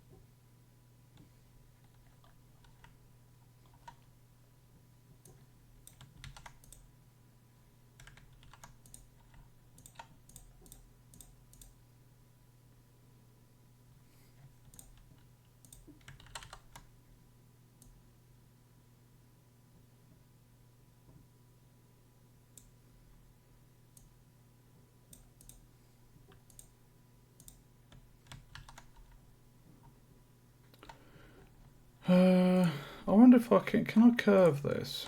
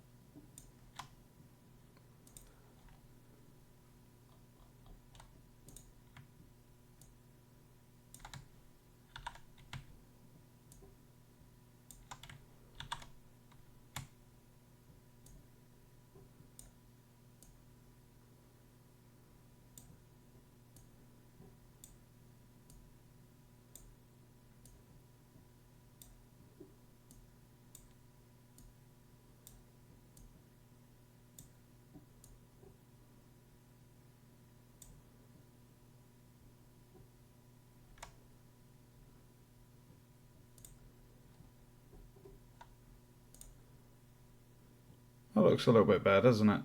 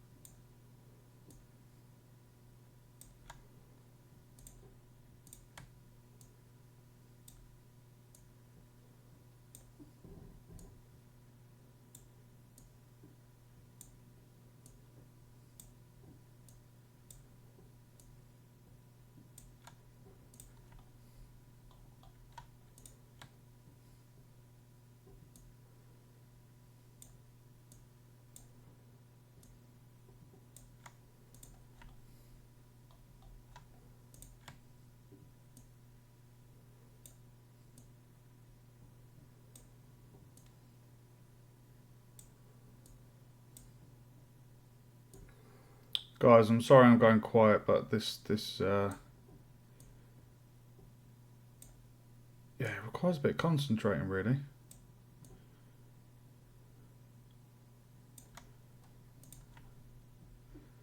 That makes the lines, I know they're a little slightly funky angle, but it actually makes them look a little bit nicer.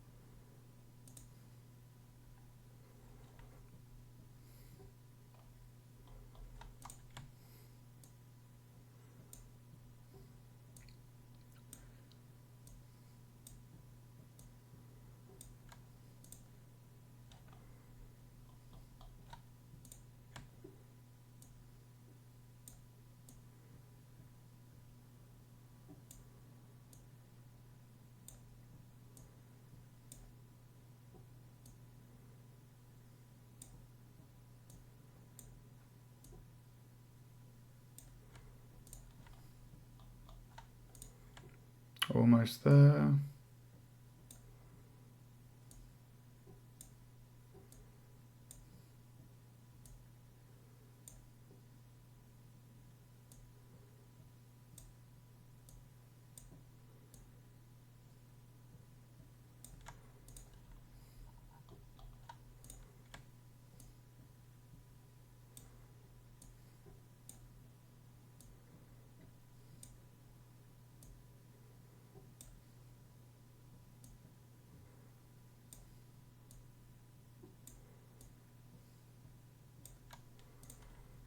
There we go. That looks a hell of a lot better than that weird funky mess we had before. I'll just sort these two up the top.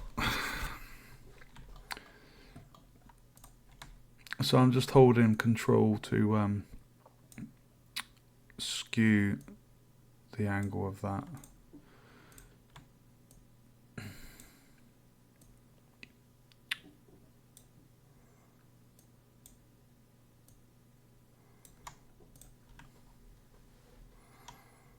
Oh, that's so much better.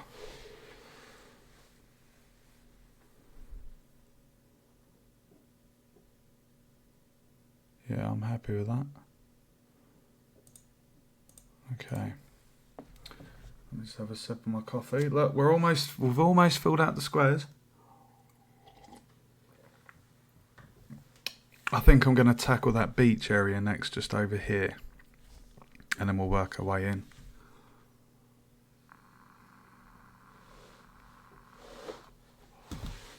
If I just turn off that. Look at that. Very cool.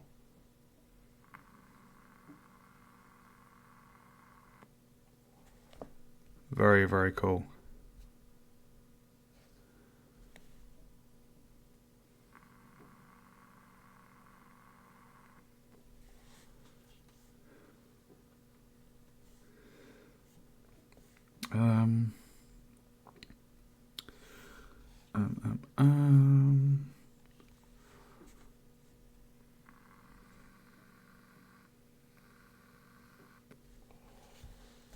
Right.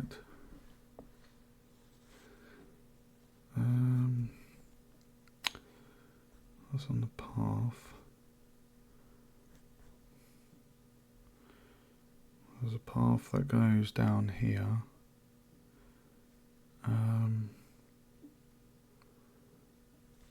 Yeah, let's get this path done here. Right, so I think we have another orb which is going to be here, just in the middle there,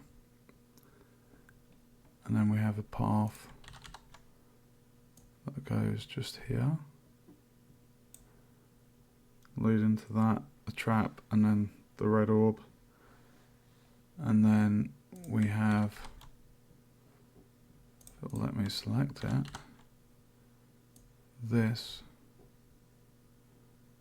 goes here, and then we have a skew-if one that kind of goes like there. And what I can do is I can hold that and just slightly alter it, just like that.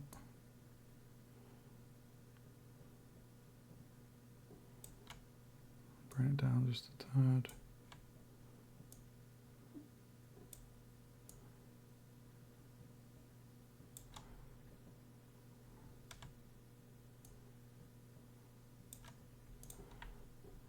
That'll do, I'm happy with that.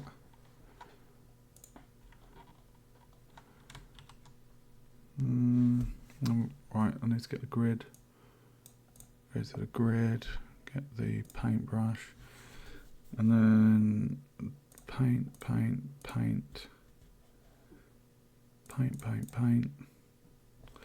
We're going to have two trees there, a tree there.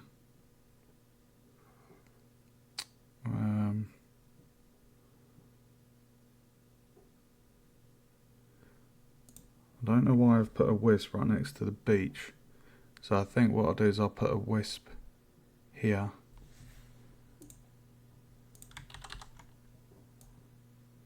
I'll put a wisp here because that was originally on the map here.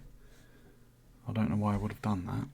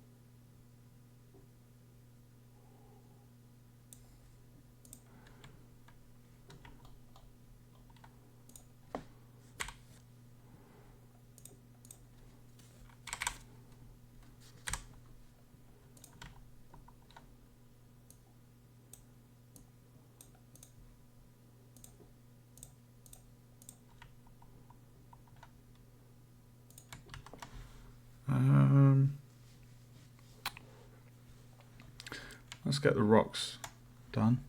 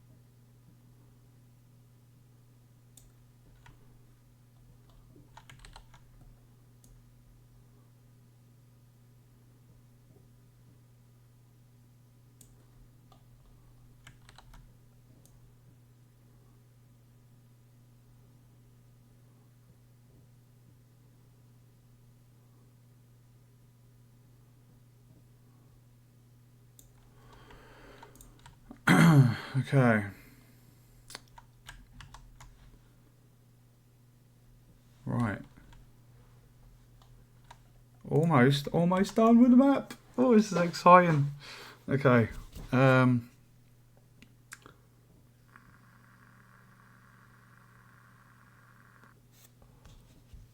still need to do a raft icon and a food pickup, and then I think that is all of the icons done. So there's going to be a long path coming down here, so I'm going to just get this path laid.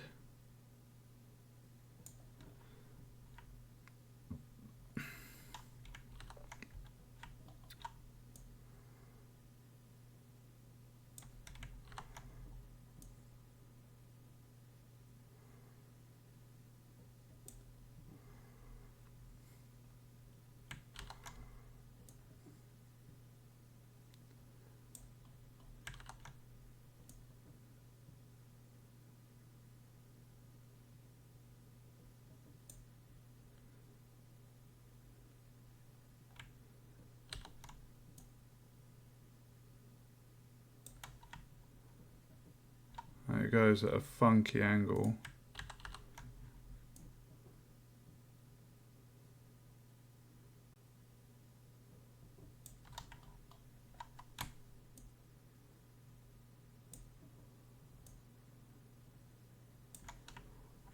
So there.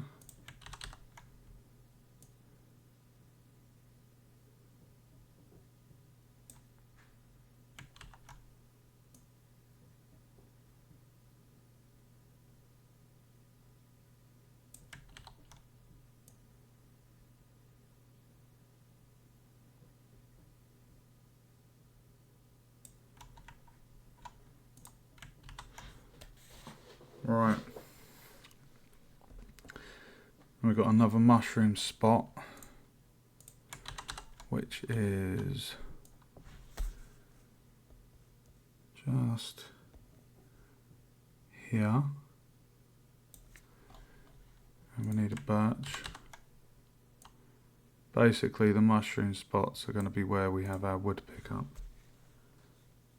So we, just like, oh, hold on a minute. That's here.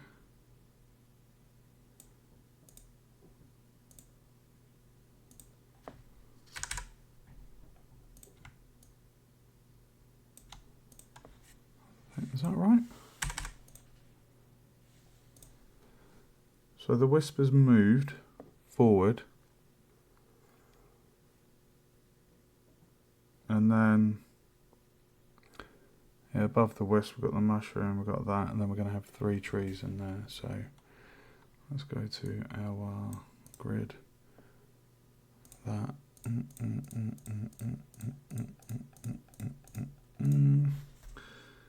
then we're going to have 3 trees. 1, 2, 3, 4, 5, 6.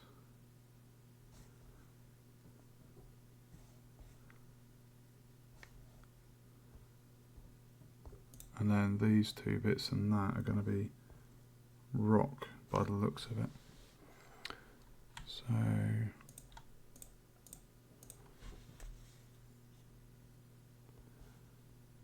okay.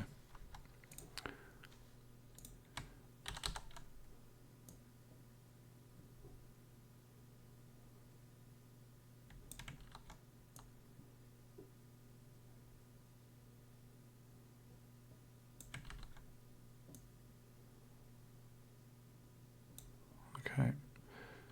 And then we need to get 3 trees.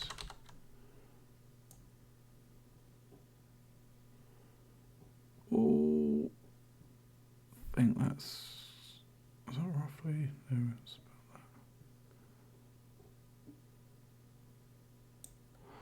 about that. That'll do. And then we need 2 more.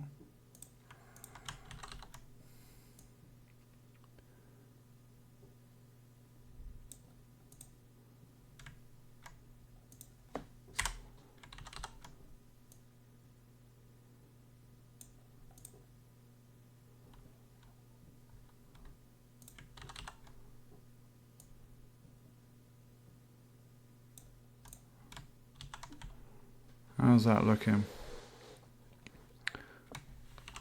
Look at that.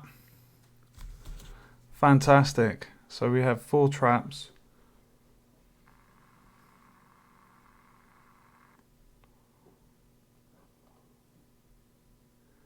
See, now this, from this map, it actually looks like quite a big level, but I mean, it's going to be fairly straightforward to follow. I think it's going to be a lot of fun. It's going to be a very beautiful, very scenic woodland experience.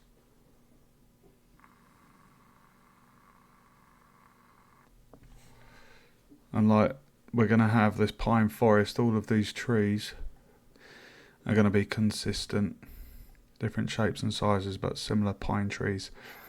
And then the birch trees are meant to be a little bit of a sign to the players. You spot the birch tree, then you'll find the mushroom ring, fairy ring, sorry, that will have the log pickup in. And then, yeah, it's going to be really cool. So let me just do this little section up here. What is going up there? Okay, we have another fairy ring.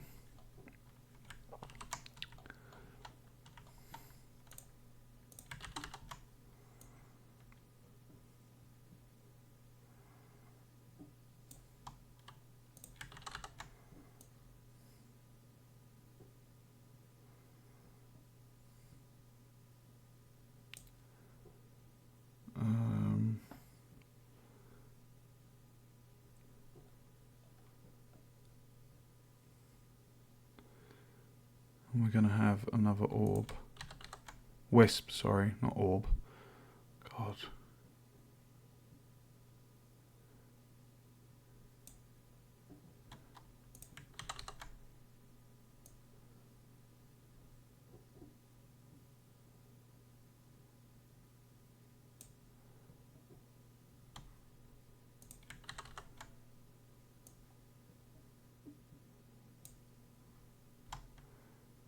down to the grid.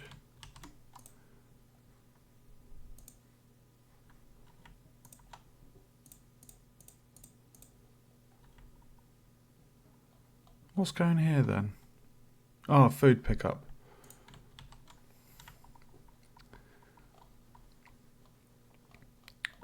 I might just skew this one ever so slightly.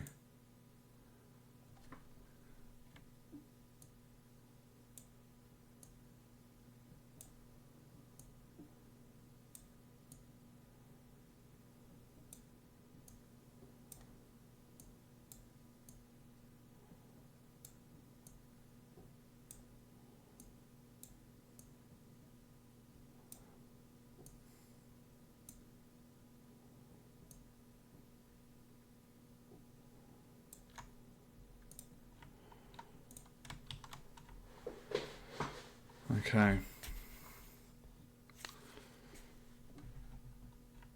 I think we've got a good mixture of orbs in different places here.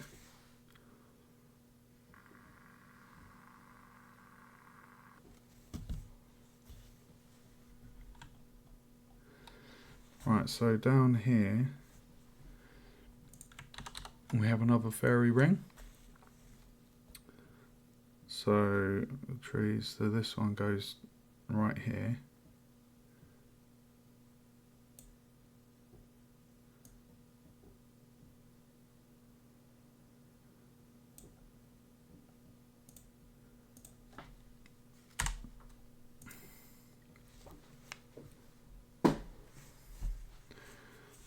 And above that we have another mushroom fairy ring. Why do I keep calling them mushroom rings?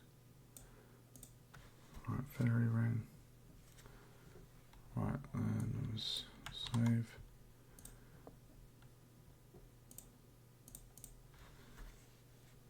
Right, so we have a tree there, tree there, tree, 3, 4, 5. 1, 2, 3, 4, 5. Right, so these are all trees. And then from the mushroom ring we have 1, 2, 3, 4, 5. 1, 2, 3, 4, 5. Okay. Right, so we need, let's get these trees here.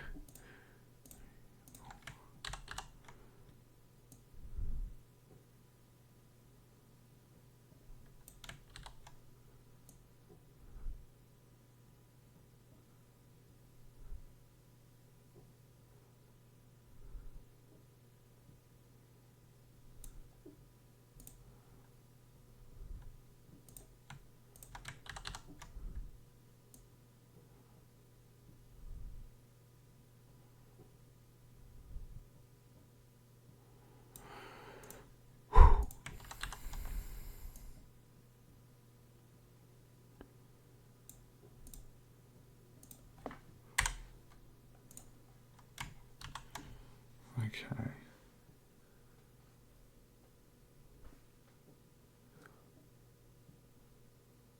Right.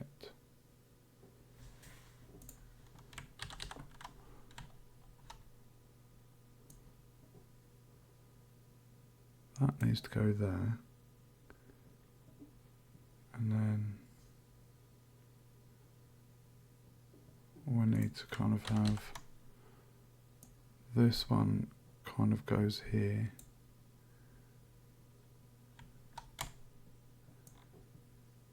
It's kind of headed towards this direction.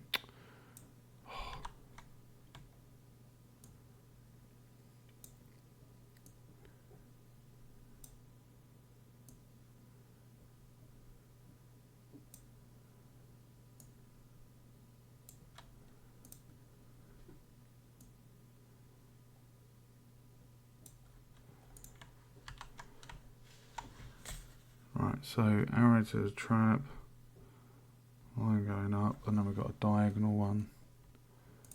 It's kind of up here.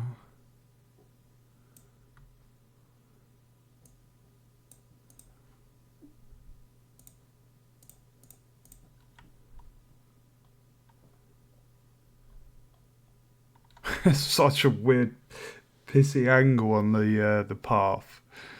Oh God. Right.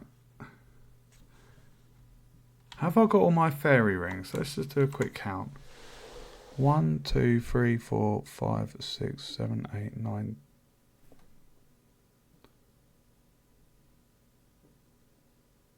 Oh, there's going to be one there. Hold on. Oh wow, that's quite close proximity, that is. Very close proximity to the other one.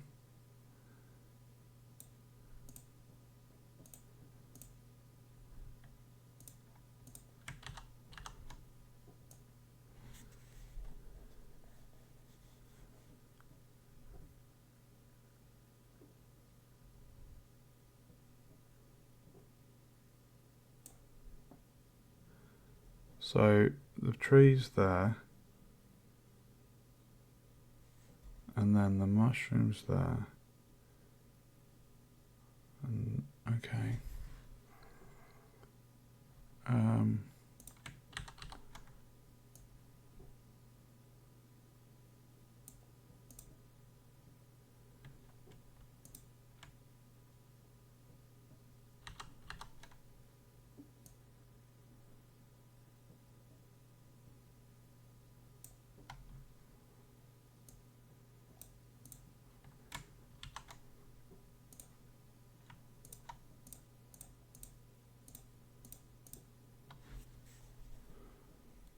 Okay, so we got orb, trap, mushroom, tree. So we have trees, 1, 2, 1, 2, and then trees there as well. And then there's another orb here apparently.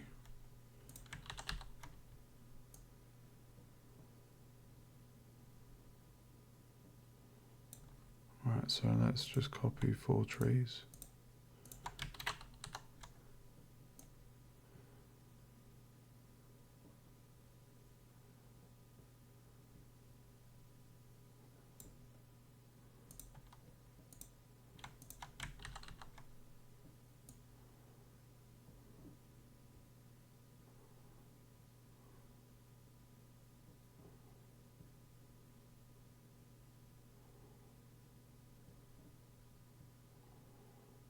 Come on.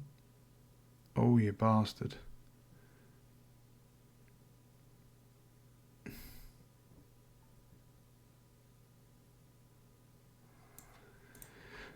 Oh, they're ever so slightly touching the black border of the grid. It winds me up. I'm such a perfectionist. Right, how are we going to do this? So, I think that's right, looking at my grid. So we need to have a trail going up there. So if I just go back down here, save, just paint that. So I need to get,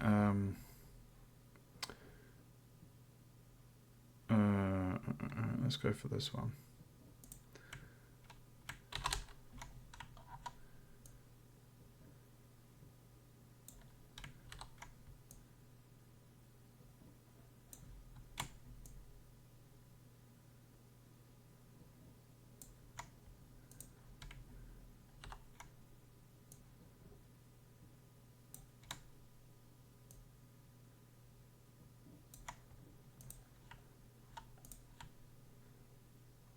There we go. So that empty spot up the top is for a food pickup. I need to quickly do. That looks really close to the edge. Look, we've only got a few more squares. Okay, let's get this bit done. So what's down here?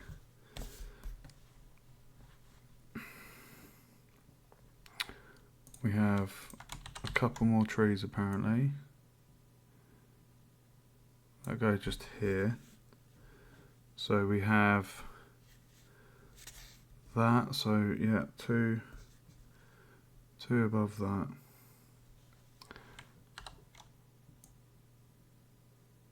2 above that.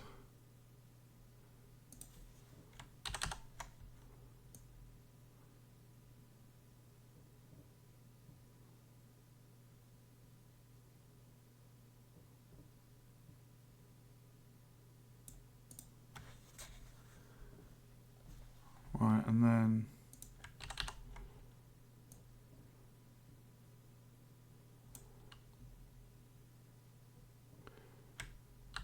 these go across.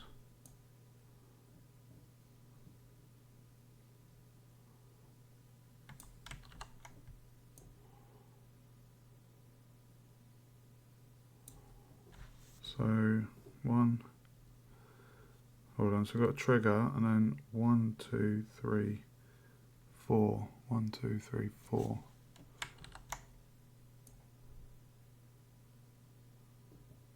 And then it will basically go up.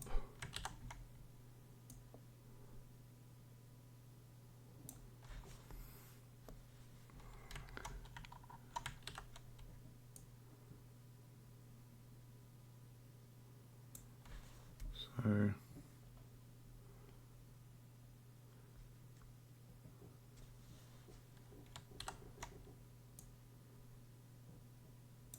to be fair, we could probably leave it like that, because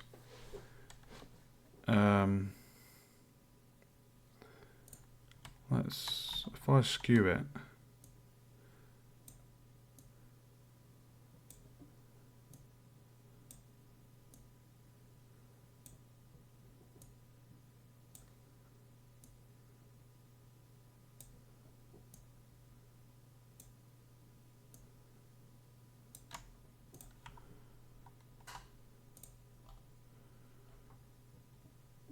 yeah.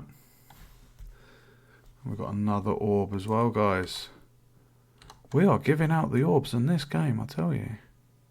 Why do I keep calling them orbs? They're wisps, Mike. Wisps. They are the score. Willow the wisps.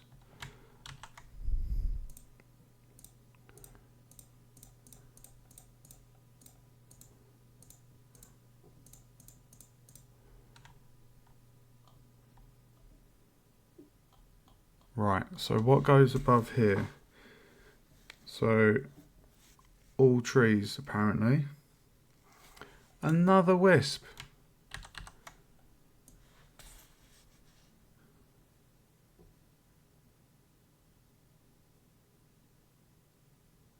Huh.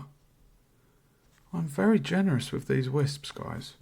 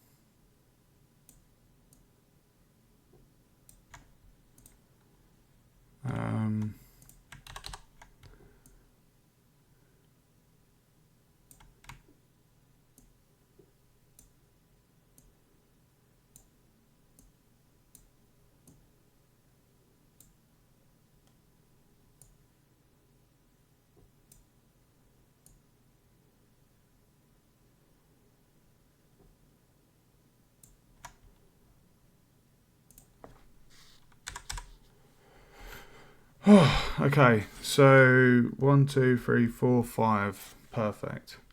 1, 2, 3, 4, 5. Copy that, paste that. And I think that's done.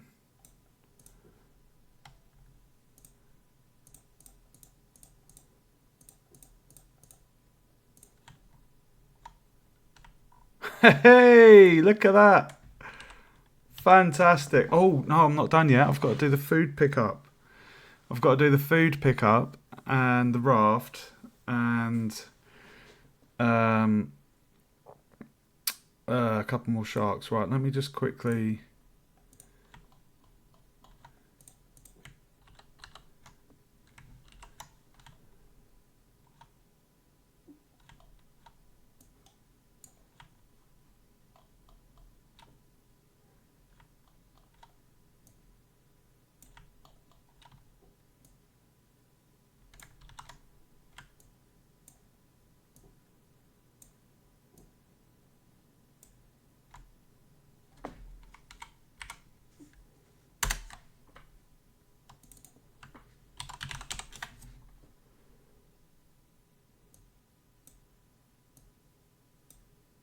Oh,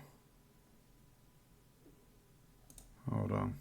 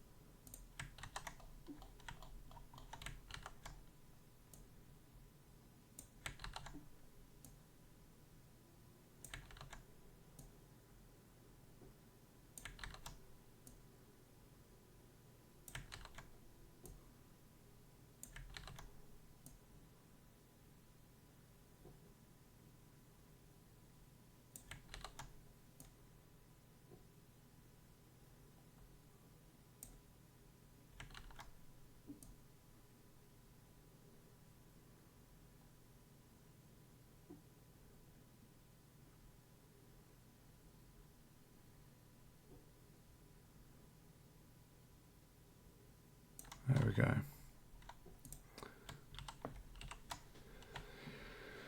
Okay. We have the raft.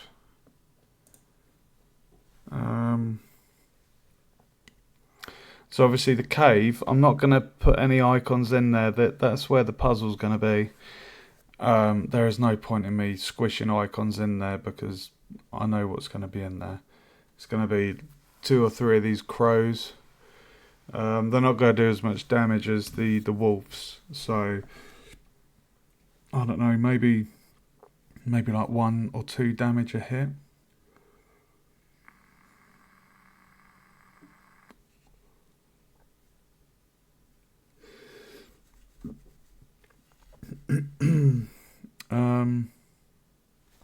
Right, let me just count the food pickups. I don't think I've put too many in the game, to be honest. I've got 1, 2. I've got 2 food pickups. Oh my god. I should be that. I don't think that's enough because the wolf does about 25 damage. I think it's either 20 or I think it's 20 damage, or maybe it's 15.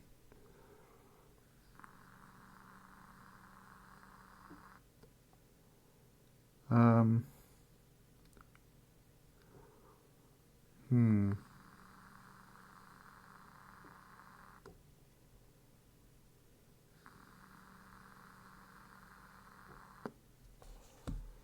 Yeah, I think. Let's quickly put in our food because this empty spot up here, is for food. And then down here, I was going to put a food just on this square. Considering there's actually quite a few traps where the player could hurt themselves, 1 or 2 of these might be a pitfall, insta-death. And then you've got the enemy in the cave, so I might plonk a drumstick out there on the floor. So I could have a drumstick there.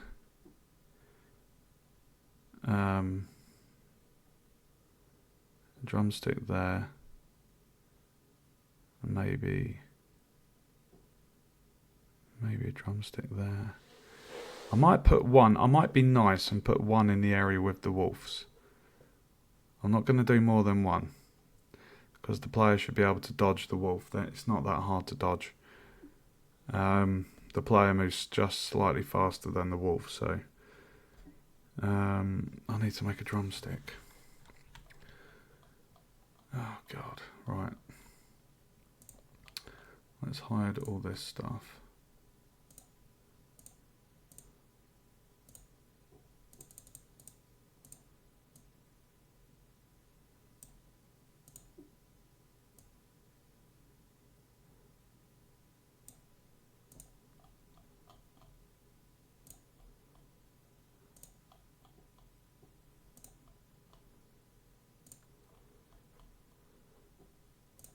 Oh, you naughty buggers, why are you not in your folder?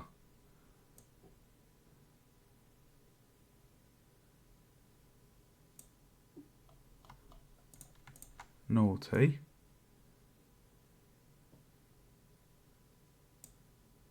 There we go. Alright, let's quickly make a drumstick then. So, if I just can't click off of there. Bear with me.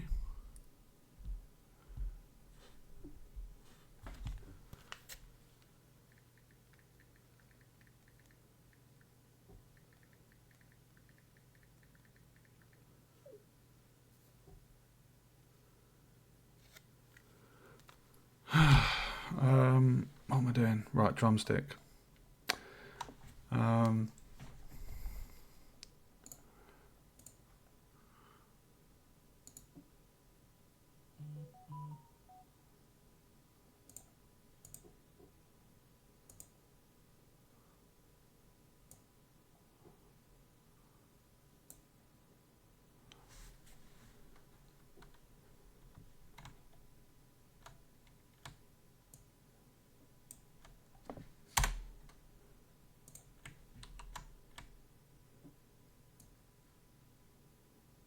Oh, look at that.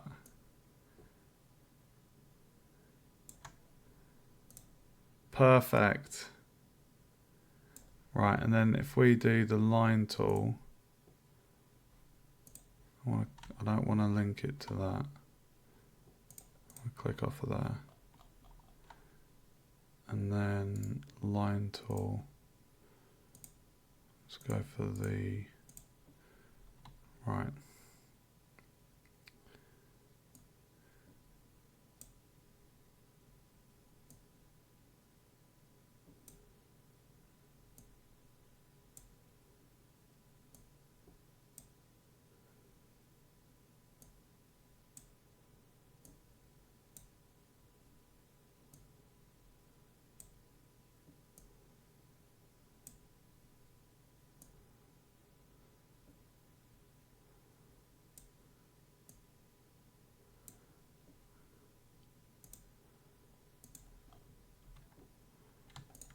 And then if I rasterize, merge, and then fill that.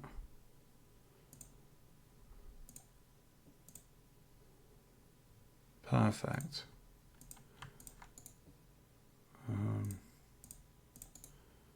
Rasterize, merge, food.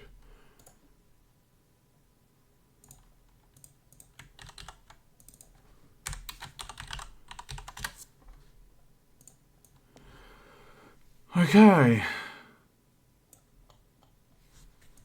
Food. Oh.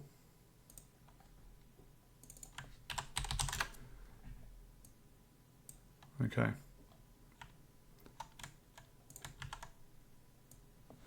So this is getting placed up here.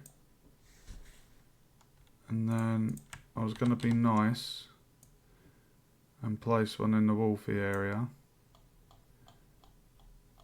Same for up the top here.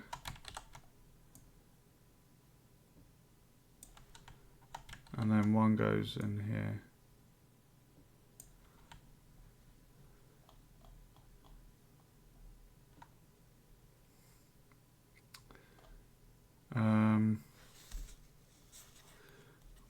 2.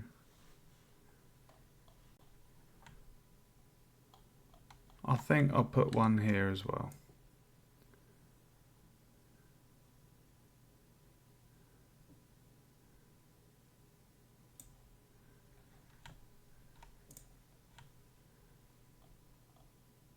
I feel like I might need to do a drop shadow on that because it gets a little bit lost against the colour of the... right, so one drumstick there, one there. Oh, I was going to put one up here, wasn't I?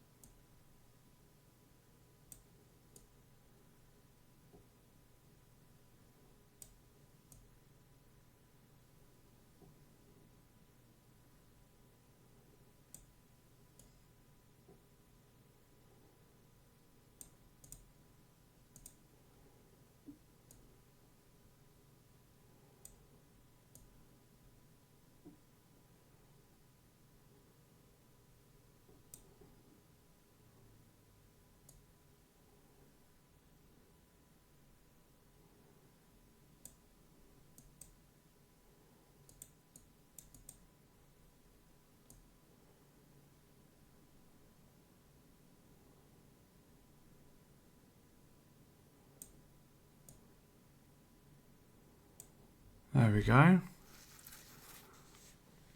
So normal 418.6.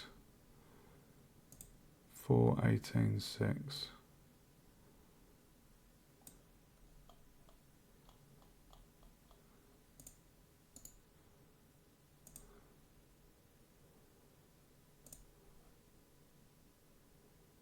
Perfect. Okay.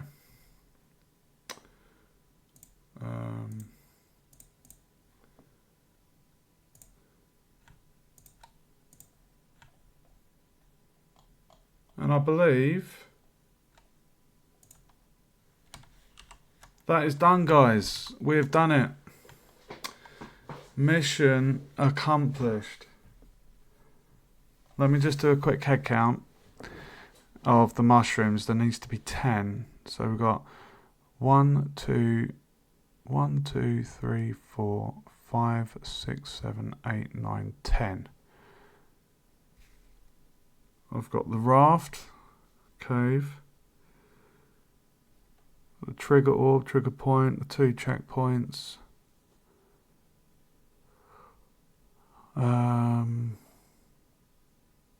Yeah, I think that's really good actually. Yeah, I'm happy with that.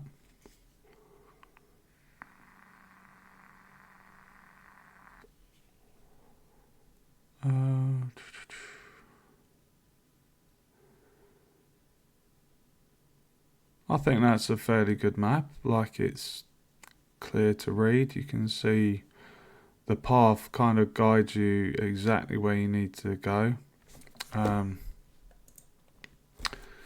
You see the players start at the bottom right there. You see the path they have to go. The light green area. Why does that light green up the top look slightly different to the one? That looks different. You guys can see that, right?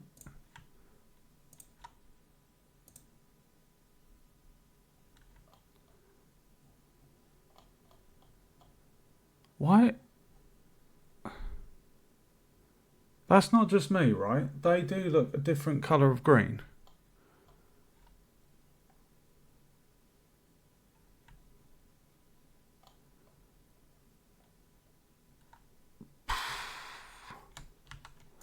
I don't know why they look different shades. I've just... Oh, I don't know. So yeah, that's everything done. We've got the one, two, right, 1, 2, 3, 4, 5. We've got 6 health pickups. I think that's more than enough. You've got 1 in each hostile area. I think that's awesome. I'm so happy with that. Really happy with that. I know it's not like a massively detailed sketch that an artist would do, but this is a digitized copy of the map that I've done on paper, and I think this has taken me probably 2 hours 40 tonight, and then maybe another 2 hours on a separate stream. So it's probably about 7 hours doing this, which includes the time it took me to do the graph paper version. But now that I've got this, this means that once I've wrapped up a few more mechanics on the game, I can then go in to a new template and just like kit out the entire environment, like paint the entire environment, and then I've literally got this map. I know exactly how I'm going to build it, and it should be a fairly straightforward process, really. But yeah, I mean, it's there's quite a lot there. But it's like I say, it's a fairly straightforward path. Like the white boundary stops the player from crossing over, and I'll try and design the hut so it kind of guides the player that direction. Like maybe, I don't know, maybe like a signpost or something going towards it. I'll figure that out, but yeah, I think that's awesome. And what I'll do off stream, I'll just make a legend for the all of the icons. But I'm really happy to have a digital version of this. It's nice to look at. It's clear to read. So yeah, I'm going to call the stream there, guys. I know this is slightly different to the Unreal Engine, but this is game design, and this is a really important thing to have. It really helps to when you come to building the level, sticking to the guide, sticking to your template, and instead of just creating a random terrain with no purpose, like this one is really thought out and everything's positioned in a certain way. You can see all the blue orbs following the path. They guide the player, and yeah, it's I think it's pretty damn good, to be honest. I think I'm actually just going to add in one more orb, guys. I've just seen, looking at it from above, I think I'm going to just put in an orb there, and maybe an orb there. See what I mean? I was looking at it and I was like, oh, there's a little bit of a gap there with no orbs.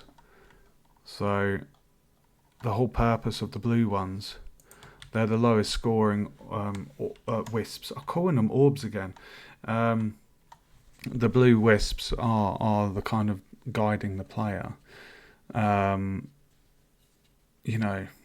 Because they'll naturally get drawn towards them because they give them points. So it guides the player in the direction they should be going. So yeah, I think it's really good. I'm really, really happy with that. So I'm going to call the stream there. And tomorrow I will be back and I will be doing... I'm going to try and do all day on the Unreal Engine. It's going to be pretty full on. I've got a lot to do. I've got a completely different game to make as well, but I just want to get this one in the bag and there's not that much left to do. So tomorrow I'm going to be doing the wood integer, in hopefully the inventory,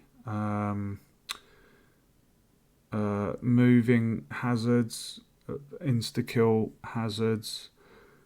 I'd love to get the scoring with the wisps done. That would be really good. If I can do the integer with the wood, it should be a fairly straightforward thing to do with the scoring system. So I'm quite excited to get on that. So yeah, sorry, I'm very tired. I was falling asleep on a bus on the way home tonight. I hope you enjoyed the stream, guys. Give us a follow if you did. You can subscribe on YouTube. I've got the link to my YouTube in the panels. Thanks for watching and joining me tonight, and I will see you guys tomorrow for some Unreal Engine. Take care.